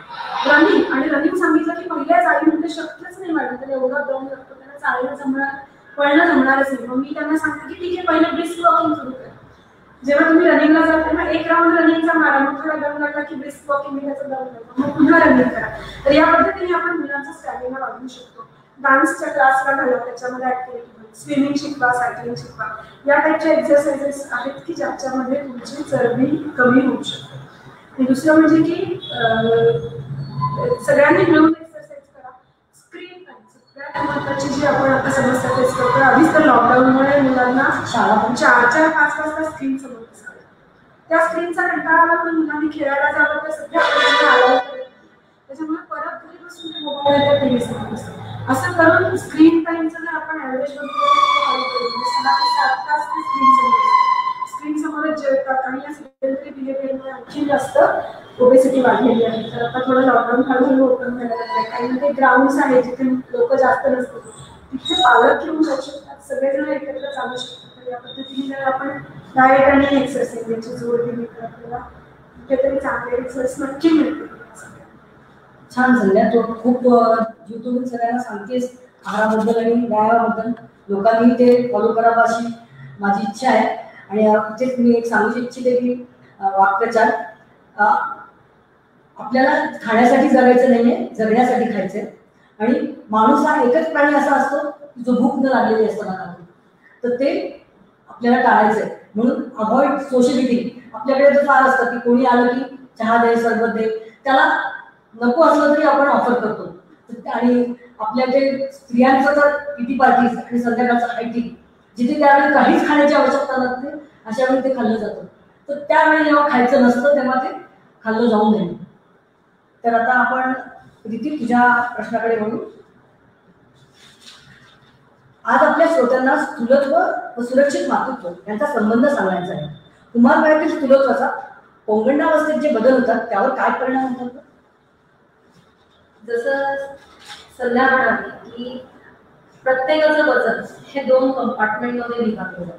एक फॅट मास आणि दुसरा फॅट फ्री मास. फॅट फ्री मास मध्ये तुमचं वॉटर कंटेंट आहे, ब्लड आहे, ऑर्गन्स आहे, तुमचे बोन्स आहे. आणि फॅट कंपार्टमेंट मध्ये तुमचे फॅट सेल्स आणि जिथे तुमचं फॅट डिपॉझिशन होत असतं. जेव्हा मुलांचं वजन जिथे ग्रॅमनी वाढायला पाहिजे तिथे किलोनी वाढतं, तेव्हा ते फॅट डिपोज व्हायला लागतात, डिपॉझिशन व्हायला लागतं.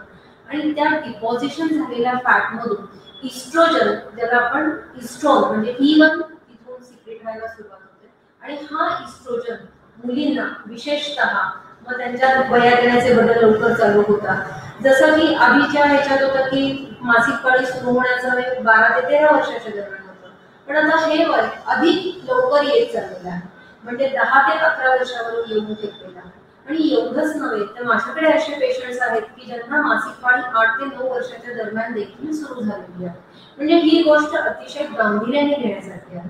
कारण जेव्हा मुलीला लवकर मासिक पाळी सुरू होते तेव्हा तिला अपेक्षित उंची मिळत नाही आई वडिलांच्या उंचीच्या तुलनेत. पुढे जाऊन तिची मासिक पाळी अनियमित होते.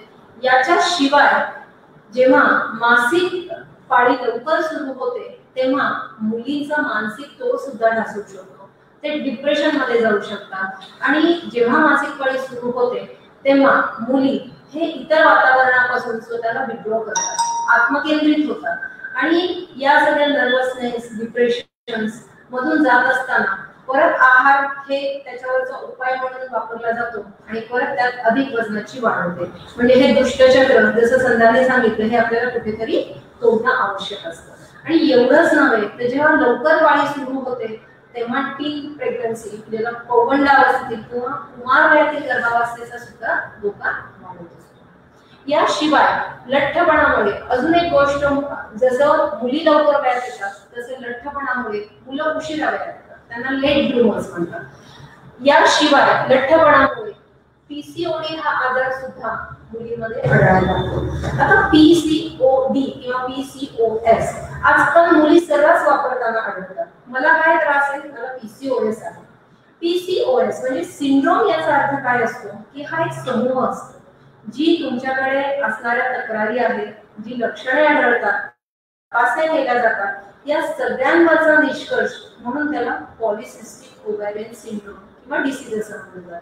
याच्यात नेमकं काय होतं, याच्यात 2 प्रकारांनी त्रास उद्भवू शकतो. एक, मासिक पाळी अनियमित होते, मासिक पाळी पुढे पुढे लांबली जाते. परत याचं कारण हेच आहे की जेव्हा तुमचं वजन वेगाने वाढत असतं तेव्हा जनरली त्या वाढलेल्या चरबीतून इस्ट्रोन तयार होतो. पण हा इस्ट्रोन हा चांगल्या दर्जाचा नसतो.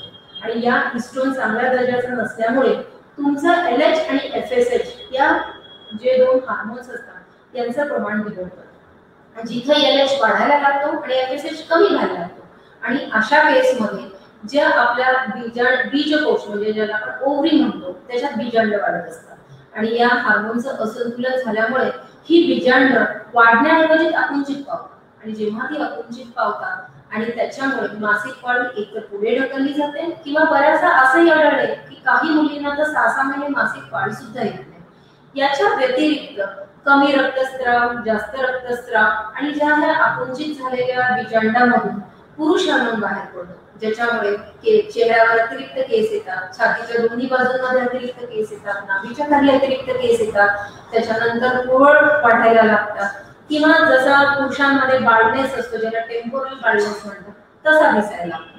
आणि म्हणून पॉलिसिस्टिक ओव्हॅरियन सिंड्रोम हे आपल्याला गांभीर्याने घेणं आवश्यक असतं कारण कुमार वयातील जी आपली मासिक पाळीची जी घडण असते ही तुम्हाला स्त्रीत्वाकडे नेत असते, ही तुम्हाला पुढे संसारिक आयुष्याला गरजेची असते।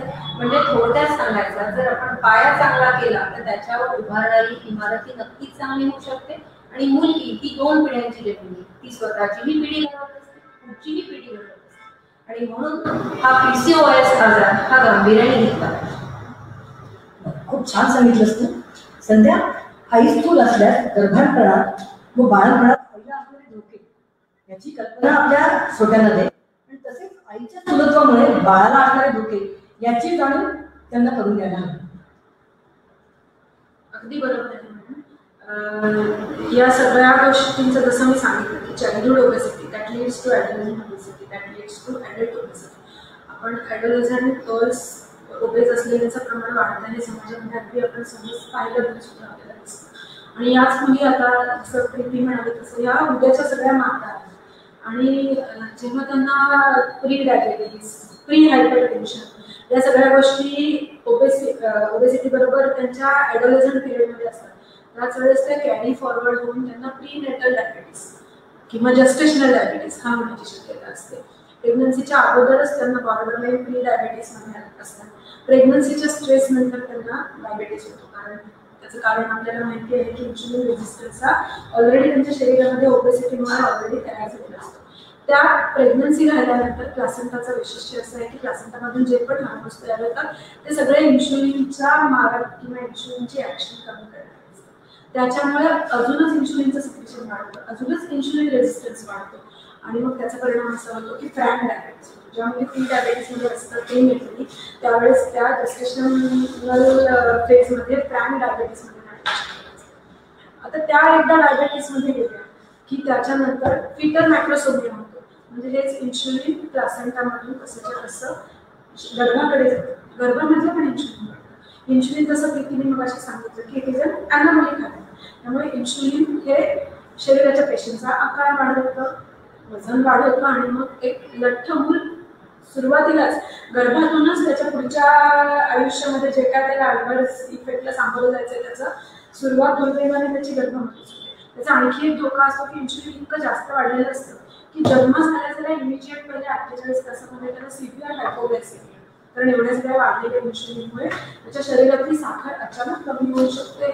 लक्षात जर ही कंडिशन आली नाही आणि योग्य वेळी ट्रीट केली नाही तर त्याच्यामुळे बाळाला झटके येऊ शकतात। झटके येऊन त्याच्या कधी कधी जर त्याच्याकडे ही व्यवस्थित ट्रीटमेंट दिली गेली नाही तर त्याच्या मेंदूवर पण कायमचा परिणाम होण्याची शक्यता असते। इतकं हे सगळं दुष्टचक्र एकामागे एक घडण्याची शक्यता असते। त्याच्यामुळे आपण जर याचं प्रिव्हेन्शन केलं तर पुढची पिढी जी आहे ती पण आपण हेल्दी तयार करू। त्यामुळे मुलींनी स्वतःकडे पाहताना असं म्हटलं पाहिजे की तुझं तर नुकसान आहेच, कॉस्मेटिकही आहे, शारीरिकही आहे, पण पुढे जाऊन जे मूल जन्माला येत आहे तिच्या पोटी त्याचा काहीच दोष नसताना आपण जन्माबरोबरच त्याला काही दागिने विनाकारण गिफ्ट देतो जे त्याच्या आरोग्यासाठी घातक आहे। हे सगळं मुलींना आत्तापासून शिक्षण जर आपण त्यांना दिलं, जागरूकपणे जर त्यांनी स्वतःच्या मेटाबॉलिझमकडे बघितलं तर अधिक चांगल्या प्रकारे त्या या सगळ्यातून बाहेर पडण्याचा प्रयत्न करू शकते।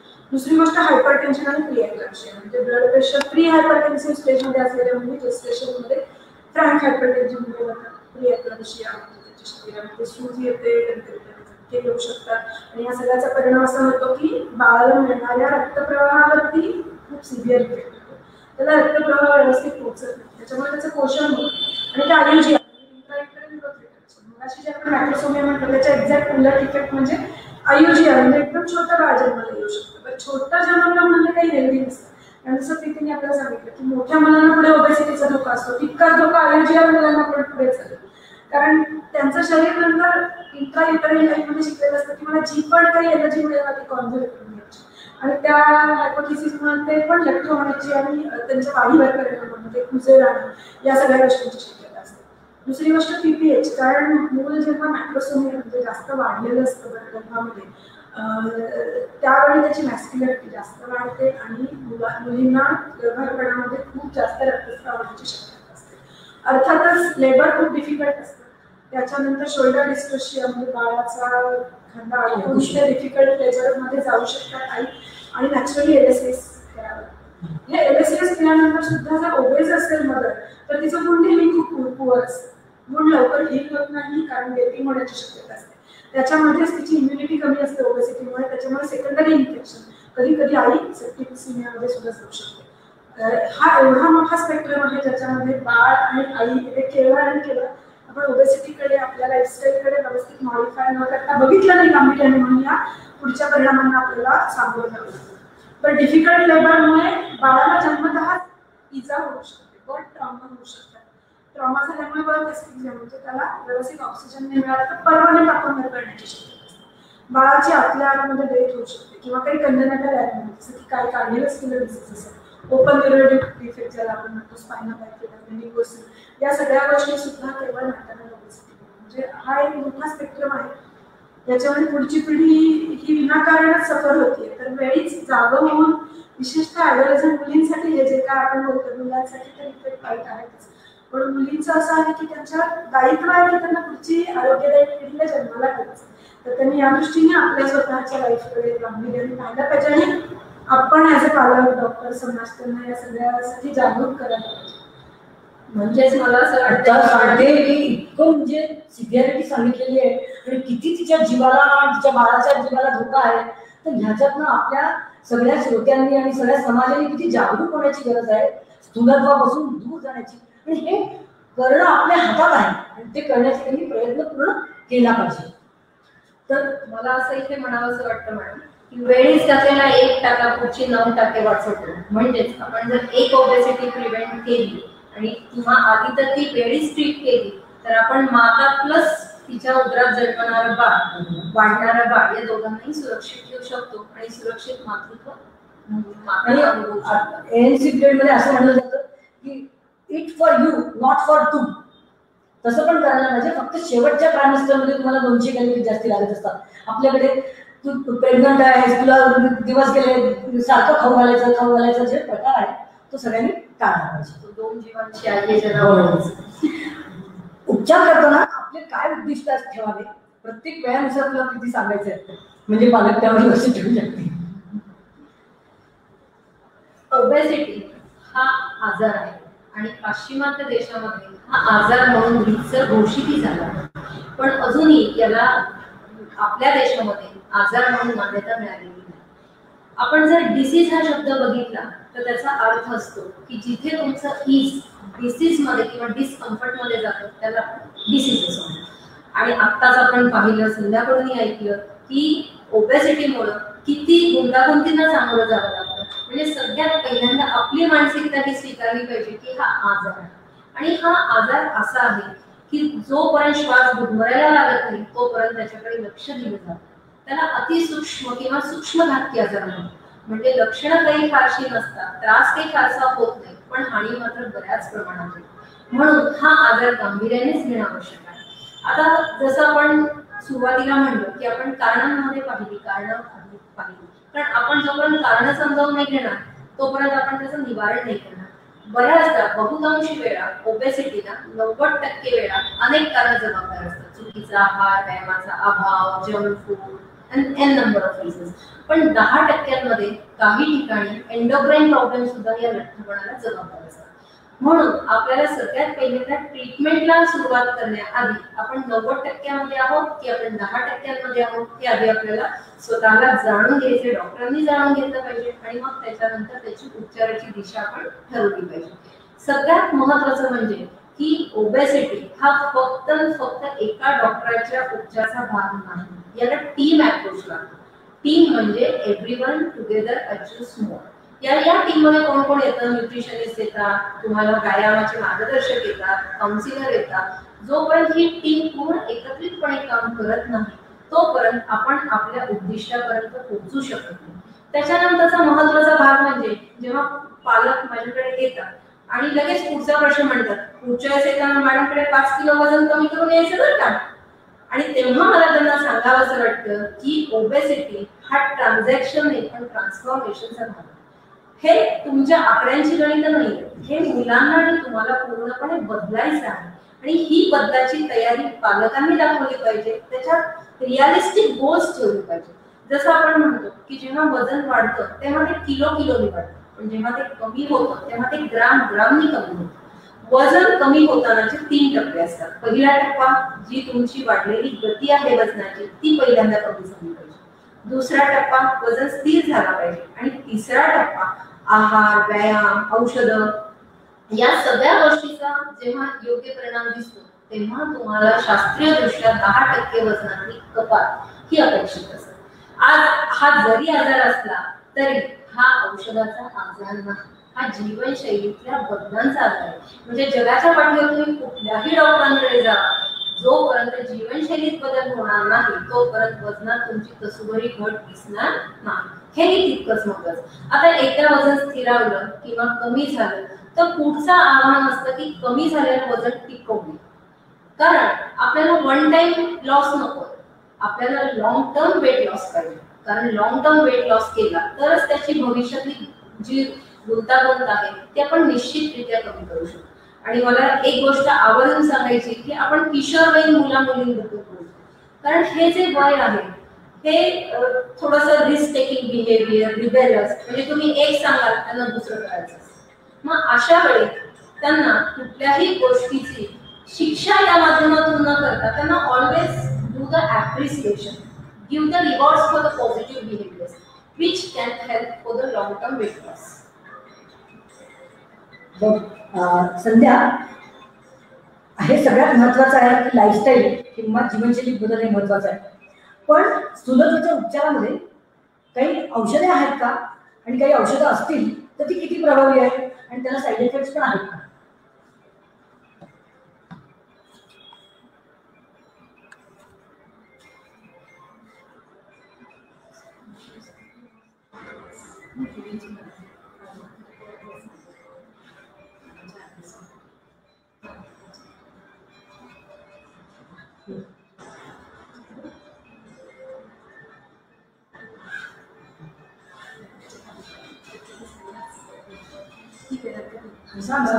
लाईफस्टाईल मॉडिफिकेशन, जसं प्रीतीने आता सांगितलं तसं सगळ्यात महत्त्वाचा जो फॅक्टर आहे तो आहे लाईफस्टाईल मॉडिफिकेशन. आणि मार्केटमध्ये जर आपण पाहिलं तर खूप सारे ड्रग्ज अवेलेबल आहेत ज्याच्यामध्ये अगदी ॲलोपॅथीमध्ये सुद्धा क्लेम केलं जातं की याच्यामुळे वजनामध्ये घट व्हायला ही औषधं वेगळी आहेत. मला इथे आवर्जून सांगायचं वाटतं की बहुतांशी जी औषधं आहेत ती जी FDA अप्रूव्ड फॉर ॲडल्ट्स आहेत, त्याच्यामुळे आपण ज्या एज ग्रुपबद्दल आता बोलतो चाइल्डहुड किंवा ॲडल्ट ओबेसिटी, याच्यामध्ये खूप लिमिटेड औषधं आहेत आणि काही लिमिटेड कंडिशन्स आहेत ज्याच्यामध्ये आपण वापरू शकतो ही औषधं. सगळ्यात महत्त्वाचं, ज्यावेळी आपण एखाद्या केसमध्ये ड्रग ट्रीटमेंटकडे जाण्याचा विचार करतो त्यावेळी त्याचं प्रिन्सिपल असं आहे की एक proper trial of lifestyle modification for valid time interval should be given. आणि तर जर ती फेल झाली then only you are justified to try the drugs in case of एखादा मुलगा 100 किलो वजन घेऊन आला किंवा 90 किलो वजन घेऊन आला म्हणून चला आता याला लाईफस्टाईल मॉडिफिकेशन देऊन काय उपयोग, बिचाराने इतकी चरबी जमवली, आता त्याला हे औषध द्या, आता त्याला ते औषध द्या, किंवा सगळा एकदमच मल्टीफॅसेटेड ट्रीटमेंट करा, तू डाएट, एक्सरसाइज, ड्रग्स सगळं करा. दिस इज नॉट द वे. कारण चुकीची लाईफस्टाईल, असं तुम्ही सांगितलं की चुकीची लाईफस्टाईल हाच मूळ या सगळ्यामध्ये मूळ कारण आहे. त्यामुळे proper trial of diet modification, lifestyle modification he rigorous physical activity for a good period, minimum 6 months to 1 year ते दिल्यानंतर जर ते फेल होते तरच सगळ्यात महत्त्वाचं म्हणजे ओबेसिटीला बिलो 16 इयर्स बहुतांशी आपल्याला कुठले ड्रग्स वापरता येत नाही, किमान 12 वर्षाचा तरी तो ग्रुप आहे. सगळ्यात एक महत्त्वाचे ड्रग्स जे आम्ही ज्याच्याबद्दल बरेचदा बोलतो ते आहे ऑर्लिस्टॅट. हे अवेलेबल आहे का? अवेलेबल आहे, which is approved above 16 years of age. आपण लिराग्लुटाइड ऑर्लिस्टॅट हे औषध देऊ शकतो. 12 ते 16 वर्षाच्या मुलांना पण आपण हे देऊ शकतो. आता याची ऍक्शन काय आहे? ऑर्लिस्टॅट हे ड्रग खूप जणांना माहिती पण असतं मार्केटमध्ये, सामान्य लोकांना पण माहिती असतं की याच्याने वेट लॉस होतो. याच्याने वेट लॉस का होतं? तर ऑर्लिस्टॅट काय करतं तर गॅस्ट्रोइंटेस्टिनल लायपेज जे आहे ते इनहिबिट करतं. त्याच्यामुळे काय होतं की तुम्ही जे खाता अन्न त्याच्यामधलं फॅट ॲब्सॉर्प्शन हे जवळजवळ 30% रिड्यूस होतं आणि त्याच्यामुळे तुमची चरबी डिपॉझिट होण्याचं प्रमाण कमी होतं आणि मग तुम्हाला ओबेसिटी प्रिव्हेंट करण्यासाठी किंवा कमी करण्यासाठी मदत होते. एक तर या औषधाचा सगळ्यात महत्त्वाचा प्रॉब्लेम असा आहे की जोवर हे औषध चालू आहे तोवरच त्याची इफेक्ट असते. Once you stop the drug you will regain the obesity, rebound obesity तुम्हाला मिळणार. आणि सगळ्यात महत्त्वाचं म्हणजे हे औषध घेणं ही सोपी गोष्ट नाही, कारण जेव्हा तुमचं फॅट माल ॲब्सॉर्प्शन तुम्ही इंड्यूस करताय त्यावेळेस त्या मुलाला खूप जास्त गॅस्ट्रोइंटेस्टिनल साईड इफेक्ट्सना फेस करावं लागतं. म्हणजे त्याला सतत कर्पट ढेकरा येत राहतात किंवा सतत फॅटी स्टूल्स होतात, फ्रिक्वेन्सी ऑफ स्टूल वाढते आणि सतत कर्पट ढेकरा किंवा आपण ज्याला गॅस्ट्रायटिस म्हणतो तसं फिलिंग आणि सतत पोटामध्ये एक अनइझीनेस किंवा पोटात दुखणे अशा सगळ्या तक्रारी ते करत असतात. आणि इतकं सगळं करून ज्यावेळी तुम्ही थांबवता त्यावेळी ते थांबतात, त्याचे इफेक्ट थांबतात आणि तुम्हाला रिबाउंड ओबेसिटी ही फेस करावी लागते. तो शक्यतो या स्टेजपर्यंत जाऊच नका. मला हे कळकळीने सांगायचं वाटतं की तुम्हाला ड्रग ट्रायलची आवश्यकता भासते. दुसरं जे ड्रग आहे approved about 10 years of age हे आहे मेटफॉर्मिन. याचा सुद्धा उत्सुक उपयोग करून उपयोग नाही, कारण आता हेही गुगलवरती सर्च करून खूप लोकांना माहिती आहे की मेटफॉर्मिन दिलं जातं, इन्सुलिन रेजिस्टन्स झालं तर दिलं जातं. त्याचा एक इफेक्ट असा आहे की भूक पण कमी होते आणि वेट लॉस होतो. या सगळ्या गोष्टी होतात का होतात, whether it is indicated in and out for every obese patient म्हणून. तर हे सगळं तुम्ही डॉक्टरांवरती सोपवायचं आहे आपल्याला की मेटफॉर्मिन चालू करायचं का नाही. त्याच्यामध्ये काही शास्त्रीय गोष्टी आहेत, डॉक्टर असेस करतील की तुम्हाला इन्सुलिन रेजिस्टन्स आहे का. क्लिनिकल जसं मी मगाशी सांगितले तसे अटेम्प्रोसिस त्याचे काही सायन्स दाखवतात का. इन्सुलिन रेजिस्टन्स कॅल्क्युलेट करण्याचे काही फॉर्म्युले आहेत, तुमचे फास्टिंग शुगर काय आहे, तुमचं इन्सुलिन काय आहे, तुमचं इंडेक्स काय आहे आणि कोमा आळ्याला काय आहे हा एक इंडेक्स आहे. या सगळ्या गोष्टींवरून आणि तुमची क्लिनिकल्स याच्यावरून डॉक्टर ठरवतो की तुम्हाला हे ड्रग द्यायचं आहे किंवा नाही. मेटफॉर्मिनचा इफेक्ट काय आहे तर जे लिव्हरमध्ये ग्लुकोज प्रोडक्शन होतं ते कमी होतं. दुसरं आपल्याला जे इन्सुलिन रेजिस्टन्स तयार झालेला आहे ते इन्सुलिन ऍक्टिव्हेट करण्याचं काम अपेटाईट पण कमी करतं. विशेषतः पीसीओएस ज्या मुलींना असतात तर त्याच्यामध्ये एक इन्सुलिन रेजिस्टन्स हा एक मेन फॅक्टर असतो ज्याच्यामुळे त्यांचा अँड्रोजेनिमिया वाढलेला असतो. तर ज्यांना हायपर अँड्रोजेनिमिया, इन्सुलिन रेजिस्टन्स आणि पीसीओएस असेल तर त्या मुलींमध्ये विशेषतः पीसीओएस मध्ये इंडिकेटेड आहे. तर याची काही स्पेसिफिक इंडिकेशन्स आहेत. तिसरं जे ड्रग आहे ती GLP-1 अनालॉग म्हणजे लिराग्लुटाइड नावाचं एक आहे, एक्झिनोटाइड म्हणून जे आहे ते GLP-1 अनालॉग आहे जे आपण मुलांमध्ये 16 इयर्सच्या वरती वापरू शकतो. तर त्याचे त्याचा असं आहे की त्याची कॉस्ट खूप जास्त आहे. इंजेक्टेबल द्यावं लागतं. त्याचा इफेक्ट असा आहे की गॅस्ट्रिक एम्प्टी टाइम खूप कमी होतो, त्याच्यामुळे तुमचं फॅट ॲब्सॉर्प्शन नॅचरली कमी होतं. दुसरं इन्सुलिनची पण ॲक्टिव्हिटी वाढण्याला GLP-1 अनालॉग मदत करतात. पण हेही काही फारसे उपयुक्त ठरलेले नाहीत चाइल्डहुड ओबेसिटीमध्ये. काही विशिष्ट जेनेटिक ओबेसिटीच्या आहेत, आता ज्याला MC4R म्युटेशन वगैरे काही विशिष्ट प्रकारचे म्युटेशन ज्याच्यामुळे जेनेटिक ओबेसिटी फेस करावी लागते, तिथे हे ट्रायल म्हणून देता येतात. पण तरी आपल्याकडे जे येतात कॉमन लोक त्यांना ना परवडणारी गोष्ट आहे, अवेलेबिलिटीचा पण प्रॉब्लेम आहे. जसं म्हटलं की ड्रग्स हे सांगायला आहेत पण यूज करणं हे या सगळ्या ड्रग्सचा खूप अवघड आहे. आणि लेप्टिन हे एक हार्मोन आहे आणि त्याचं ऍक्शन अशी आहे की आपलं पोट भरले याचा सकाळी सिग्नल हायपोथॅलॅमस देण्यासाठी लेप्टिन हे महत्त्वाचं. आणि आपल्याला बरेचदा जसं आता प्रीती मॅडम गेल्या कित्येक वर्षांपासून ओबेसिटीमध्ये काम करतात, चाइल्डहुड ओबेसिटी, त्यांच्याकडे काही मुलं आहेत की ज्यांना जेनेटिक लेप्टिन डेफिशियन्सी आहे आणि ते आपल्याला ओळखूच येतात. पहिल्या वर्षामध्येच त्यांच्या स्किन फोल्ड्स खूप असतात, पहिल्या दुसऱ्या महिन्यापासूनच त्यांचं वजन वाढायला लागतं. तर त्यांना या लेप्टिन ट्रायल जगामध्ये दिलेले आहेत. अतिशय महाग आहे. याची एक वर्ल्ड वाईड हे आहे की तो कोणत्या मुलांना लेप्टिन गरजेचं आहे. ट्रायल बेसिसवर, क्लिनिकल रिसर्च बेसिसवरती ते आपल्याला एखाद्या रेअर केसमध्ये मागवावं लागतं. तर हे काही ड्रग्ज आहेत जे आपण मुलांमध्ये विशिष्ट इंडिकेशनसाठी वापरू शकतो.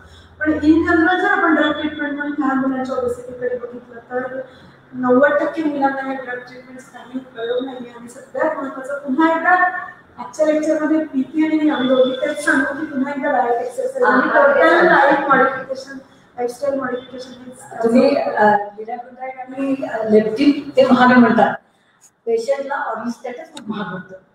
रोज प्रत्येक जेवणाबरोबर घ्यावं लागतं आणि त्यांनी ऑइल सुरू होतात आणि परत ते त्यामध्ये बंद करतात. नाहीतर ते फक्त बाहेर खायला गेलं तेव्हा खातात अशा, आणि फार काही उपयोग होत नाही. आम्ही आज इतक्या वर्षांपासून ॲडल्टमध्ये पाहतोय, तिथे आम्ही बघतो की पेशंट हे घेत नाही.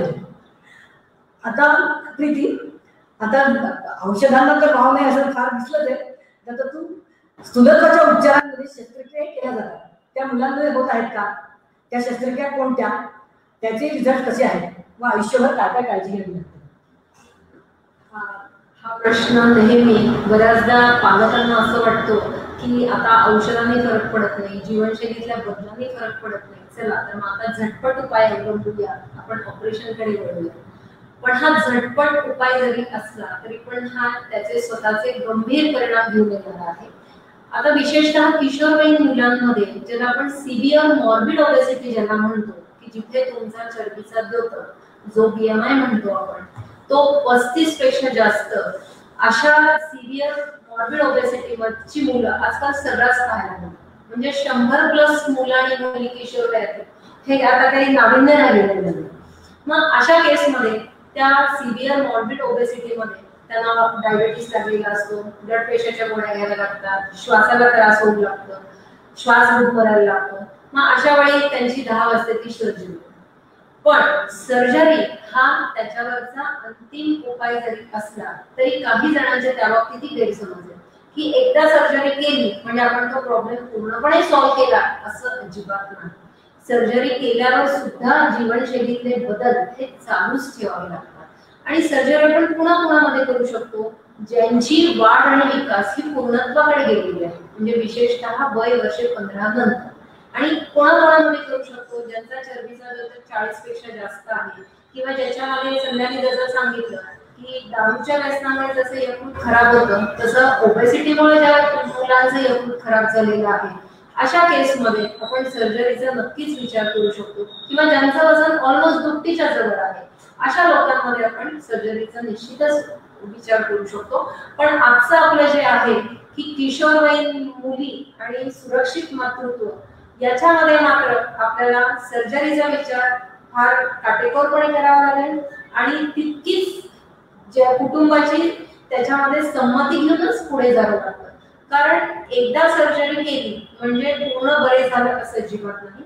ही सर्जरी केल्यावर सुद्धा याला सांगितल्याप्रमाणे 3 अप्रोच लागतो. त्याच्यात तुम्हाला व्हिटॅमिनचे सप्लिमेंटेशन घ्यावे लागतात, रेग्युलर फॉलोअप ठेवावा लागतो, जीवनशैलीतले बदल अनुभव कंटिन्युएशन मध्ये ठेवावे लागतात. आणि काही केसेसमध्ये तर खूप तुरळक केसांमध्ये असंही आढळले की एकदा सर्जरी झाल्यावर कदाचित 10 वर्षांनी त्यांना परत दुसऱ्यांदाही सर्जरी करण्याची शक्यता नाकारता येते. मग अशा केसमध्ये आपण पहिल्यांदाच सर्जरीचा विचार करताना की काटेकोरपणे केला पाहिजे, त्याचे फायदे तोटे याचं योग्य ते गणित घालूनच तो उपचार निवडला पाहिजे.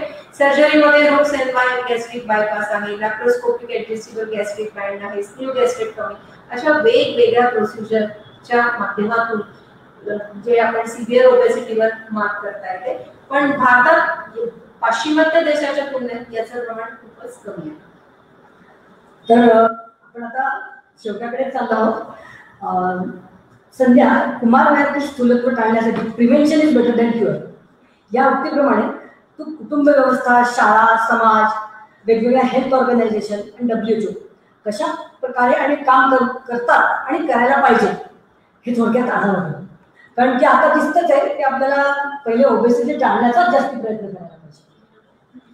Prevention is better than cure और प्रिव्हेन्शन हेच गोष्ट पॉसिबल आहे. ऍक्च्युअली आपल्याला या वाक्याला थोडं मॉडिफाय करायला लागेल, कारण चाइल्डहुड ओबेसिटी ही दुर्दैवाने अशी गोष्ट आहे की आम्ही आई वडिलांना सांगतो की up to puberty there are some chances, high chances that you can reverse the obesity. कारण प्युबर्टी हा थोडासा change milieu of your musculature आणि fat deposition in the body control बदलतात, मस्क्युलेचर वाढतं, विशेषतः मुलांमध्ये टेस्टोस्टेरॉन वाढतं. टेस्टोस्टेरॉन जे आहे ते मसल वाढतं आणि फॅट जाळतं असं म्हटलं तरी चालेल. तर तिथे एक मोठा चान्स असतो प्युबर्टीमध्ये की आम्ही मुलं प्युबर्टी जेव्हा त्यांना इंड्यूस होते त्यावेळेस आम्ही खूप उत्साहाने सांगतो दिस इज द चान्स. या 2 वर्षामध्ये जितकं तुम्ही ऍक्टिव्हली मुलांच्या मागे लागाल, त्यांना रनिंग करायला लावा, एरोबिक करायला लावा, डाएट व्यवस्थित करायला लावा, व्हिटॅमिन डीचे सप्लिमेंटेशन द्या, त्यांची एनर्जी वाढवा, पॉझिटिव्हिटी ठेवा, you will get the best results. पण वन्स मुलांची प्युबर्टी कंप्लीट झाली आणि ते ॲडल्टहुडमध्ये गेले त्यानंतरची ओबेसिटी प्रिव्हेंट करणं मला असं दुर्दैवानं म्हणावं असं वाटतं की अगदी नामुमकिन नाही पण बहुत बहुत बहुत मुश्किल आहे. हे तर नक्कीच म्हणायला लागेल आपल्याला की आणि ती कितीही आपण कमी केलं तरी ते रिव्हर्स होण्याची खूप जास्त शक्यता असते. सो पुन्हा एकदा शेवटी हाच मेसेज आमच्या दोघींकडूनही आहे प्रेक्षकांना की प्रिव्हेंटिव्ह बेटर की प्रिव्हेंटिव्ह पुढचे सगळे साईड इफेक्ट टाळायचे. तर ही प्रिव्हेंट कशी करायची? लहानपणापासून कुठल्या गोष्टींकडे आई वडिलांनी लक्ष द्यायचं. बऱ्याचदा आई वडिलांचं कॅल्क्युलेशनच चुकतं. म्हणजे एखादं मूल ओबेस असतं त्याच्याबरोबर आपल्याला खेळत खेळत आपल्या ओपनिंगमध्ये दुसरं मुलं असतं. याचा काहीच प्रॉब्लेम नाही आहे, याचा अजिबात नाही, हा बघा एकदम व्यवस्थित आहे असं आपल्याला सांगितलं जातं. आम्ही तिथे आवाज घेऊ शकतो की याचा प्रॉब्लेम आहे पण याचा येऊ शकतो आणि त्याला ट्रीटमेंटची गरज आहे पण याला प्रिव्हेन्शनची गरज आहे. कारण जे तुमच्या फॅमिलीत घडतंय तेच त्याच्याबरोबर घडणार आहे. त्यात तितकीच फिजिकल ऍक्टिव्हिटी, तितकंच ऑइल कन्झम्पशन, तितकंच फॉल्टी डाएट, त्याच्याकडे आत्ताच त्याच्याकडे प्रिव्हेंशन म्हणता. म्हणजे काय करा तर ग्रोथचार्ट्स अवेलेबल आहेत IPM दिलेले इंडियन असोसिएशन ऑफ पीडियाट्रिक्स 2015 मध्ये अतिशय चांगल्या पद्धतीने मॉडिफाय करून ग्रोथ चार्ट्स दिलेले आहेत लहान मुलांसाठी, ज्याच्यामध्ये BMI सेंटाईल्स आहेत. या पद्धतीने याच्यामध्ये जे आहे ते 85th सेंटाईलच्या वरती जर BMI असेल तर त्याला आम्ही ओव्हरवेट असं म्हणतो आणि 95th सेंटाईलच्या वरती जर मुलं गेलं तर त्याला आम्ही ओबेसिटी असं म्हणतो. आणि खूप छान आहे की खालची जर लाईन आपण बघितली ती ऑरेंज आहे, पिंक जो चार्ट आहे तो मुलींचा आहे, ब्लू जो दिसतो आपल्याला तो मुलांचा आहे. ऑरेंज जी लाईन आहे ती आहे ओव्हरवेटची आणि ओबेसिटीची जी आहे ती रेड. हा अतिशय डेंजर सिग्नल आहे. त्यामुळे आम्ही मुलांना उभं करून सांगतो की हे बघ तू ऑरेंजच्या जवळ आलीस किंवा तू ऑरेंज क्रॉस केलेस किंवा आता तू रेडच्या खूप जवळ आलीस. तर ह्या पद्धतीने मुलांना आपल्याला before they enter into frank obesity आपल्याला त्यांना सांगता येतं. तर BMI कॅल्क्युलेट करत तो BMI आपल्याला सगळ्यांना माहिती की weight in kg divided by height in metre square, याचा सेंटीमीटर स्क्वेअर म्हणजे आपण BMI असं म्हणतो, kg पर मीटर स्क्वेअर मध्ये आपण कॅल्क्युलेट करतो. तो BMI कॅल्क्युलेट करून प्लॉट करून जर समजणारी मुलं असतील तर त्यांना दाखवा किंवा आई वडिलांना दाखवा. तर या पद्धतीने जर ग्रोथ चार्ट वरती त्यांचं हाईट आणि वेट तुम्ही पहिल्यापासून प्लॉट करून जर का पीडियाट्रिशियन कडून पाहून घेतले तर that is one major step जिथे तुम्ही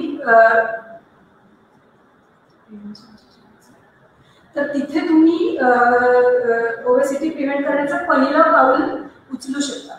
त्याच्यानंतरचं दुसरं पाऊल जे आहे ते जसं प्रीती मगाशी सांगितलं ज्याच्यामध्ये ब्रेस्टफीडिंगचा एक टप्पा आहे की मॅक्सिमम वेळेस स्तनपान करायचं. जसं आता सांगितलं जातं की 1.5 वर्ष ते 2 वर्षापर्यंत स्तनपान केलं पाहिजे. आईला आजकाल ज्या काम करणाऱ्या आया असतात त्यांना खूप घाई असते की आता आपल्याला विनिंग फूड स्टार्ट करायचं. तर खूप लवकर विनिंग स्टार्ट करण्याची गरज नाही. Like up to 6 months don't start any weaning food. Okay, 6 महिन्याच्या नंतरच त्याच्यानंतरच त्याला विनिंग फूड म्हणजे जे काही आपण पेज देतो, खीर देतो, वरण भात देतो, पोळी देतो, या सगळ्या गोष्टी 6 महिन्यापर्यंत चालू करू नका. ही दुसरी स्टेप आहे. तिसरी स्टेप ज्याच्यामध्ये आहे ज्याच्यामध्ये आम्ही असा फॉर्म्युला देतो की 5 to 1 आणि 0. याचा अर्थ की 5 प्रकारचे दिवसभरामध्ये त्याला भाज्या आणि फळं हे टोटल मिळून 5 प्रकारचे द्या. त्याच्यामध्ये अगदी कोबीची भाजी खाल्लीस का, काकडी खाल्लीस का, टोमॅटो खाल्लंस का, सफरचंद खाल्लंस का, फळं आणि भाज्या असं सगळं मिळून 5 प्रकारचे फळं आणि भाज्या त्याला द्या. 2 याचा अर्थ आहे 5 to 1 0 असा हा फॉर्म्युला आहे. 2 म्हणजे मिनिमम जास्तीत जास्त 2 तास त्याचा स्क्रीन टाइम असतो. म्हणजे त्याच्यामध्ये मोबाईल असेल, लॅपटॉप असेल, टीव्ही असेल. हा खरं तर 1 तास असला तर खूप चांगलं, पण ठीक आहे की 2 hours हा त्याचा स्क्रीन टाइम पाहिजे. त्याच्यानंतर 1 असं आहे की मिनिमम 1 hour त्यांनी एक्सरसाइज केली पाहिजे. आणि 0 याचा अर्थ असा आहे की त्यांनी 0 याचा अर्थ त्यांनी कोल्ड ड्रिंक्स किंवा स्वीटन जे बिव्हरेजेस आहेत ते बिलकुलच घेतले नाही. तर हा 5 to 1 0 हा जर का फॉर्म्युला पहिल्यापासून लक्षात ठेवला प्रत्येक आईने आपल्या मुलाच्या बाबतीत तर ओबेसिटी प्रिव्हेंट करायला मदत होईल. दुसरी महत्त्वाची गोष्ट आहे की बिहेवियर मध्ये काय काय चेंज होतात आपल्या मुलाच्या, याच्याकडे खूप बारीक लक्ष पाहिजे. कारण आपल्याला त्यांना द्यायला वेळ नसतो, बहुसंख्य आहे ना त्यांना ऐकायला वेळ नसतो पालकांना मुलांचं म्हणणं. मग हा मुलगा लोनली होतोय का, त्याच्यामुळे हा जास्त खातोय का, डिप्रेस्ड आहे का, अशा बारीक गोष्टींकडे जर आपण लवकर लक्ष दिलं आणि मग त्याचं कॉज लक्षात घेतलं किंवा शिक्षकांशी आपण जाऊन चर्चा केली तर या सगळ्या गोष्टींकडे लवकर लक्ष देतात आणि ओबेसिटी प्रिव्हेंट करायला त्याची मदत होते. आता हे झालं पालकांच्या लेवलला.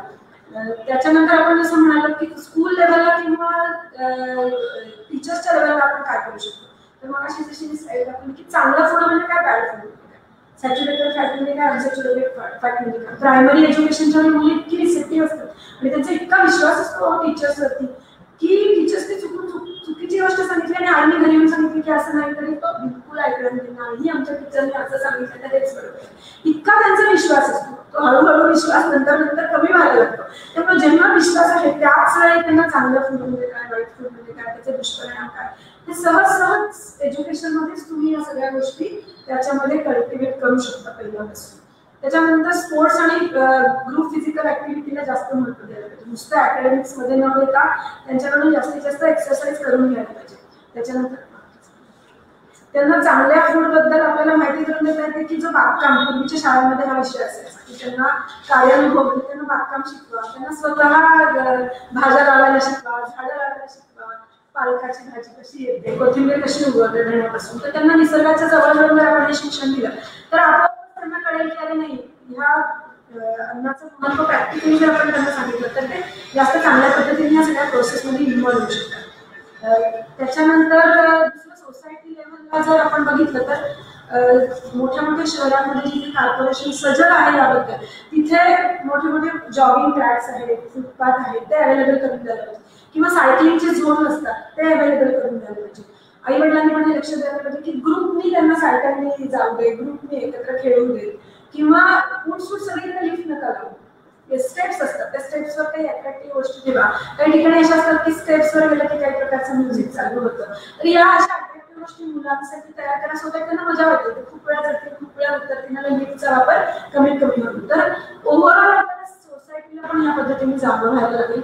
गव्हर्नमेंट लेवलला जर आपण विचार केला तर मी जसं मगाशी म्हटलं की आपण सहज एक चक्कर मारली तर 1 किलोमीटरच्या परिघामध्ये आपल्याला 5-6 गोष्टी दिसतात. गव्हर्नमेंटच्या लेवलला आपल्याला असं म्हणतात की याच्यावरचा टॅक्स सेमच आहे चांगल्या फूडचा, तो टॅक्स तुम्ही वाढवा आणि हेल्दी फूडला जास्त प्रमोट करा. म्हणजे आपल्याला पारंपरिक फूड, थालीपीठ मिळू शकतात, काही सॅलडचे डिश मिळू शकतात, काही चांगली सरबतं मिळू शकतात, काही फ्रूट डिश मिळू शकतात, काही स्प्राउट्स मिळू शकतात, काही स्प्राउट्सची भेळ मिळू शकते. हे हेल्दी फूड जर दिलं आणि त्याच्याला टेस्ट दिली आणि त्याला जर खूप कमी टॅक्स दिला मुलं तिथे अट्रॅक्ट होते. तर हे आता हे एका लेवलला राहिलेलंच नाही. ते पॅरेंट, फॅमिली, स्कूल, गव्हर्नमेंट, निरनिराळे ऑर्गनायझेशन या सगळ्यांनी मिळून you have to make a noise at every step. आणि आपल्याला हे खूप जागरूकपणे या सगळ्या गोष्टी, कॅडबरीज अँड चॉकलेट किंवा चिंचेची चॉकलेट किंवा आवळा कँडी असं खायला पाहिजे. सूप, नारळ पाणी, सोलकढी किंवा ताक अशा गोष्टी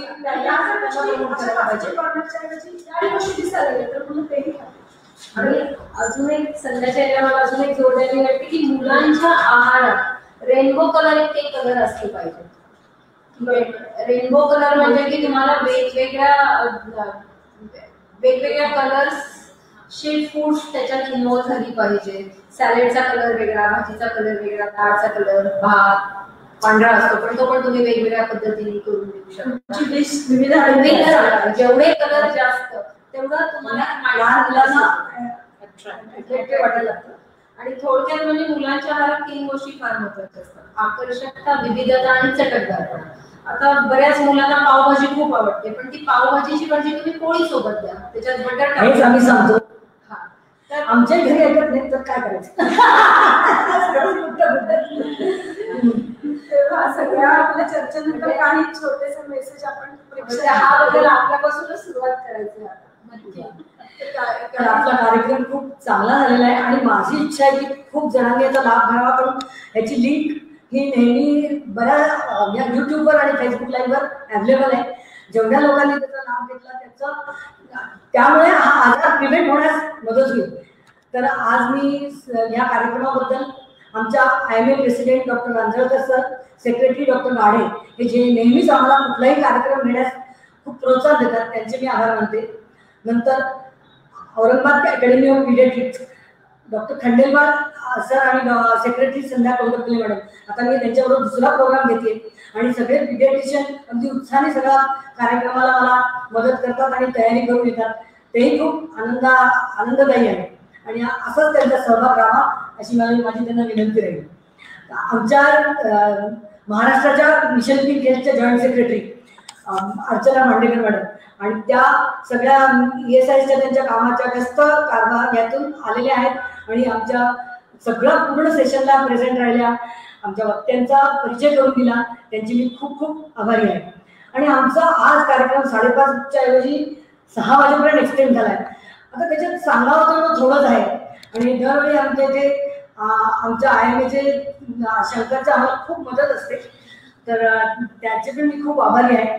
आणि सर्व श्रोत्यांनी तो आत्ताही ऐकले त्यांचाही आणि असंच त्यांनी नेहमी आमच्या मिशन पिंक हेल्थ आम्ही लोकांसाठी कार्यक्रम घेण्याचा प्रयत्न करत राहणार आणि तो तुम्ही त्याचा लाभ घ्यावा ही आमची तुम्हाला विनंती आहे.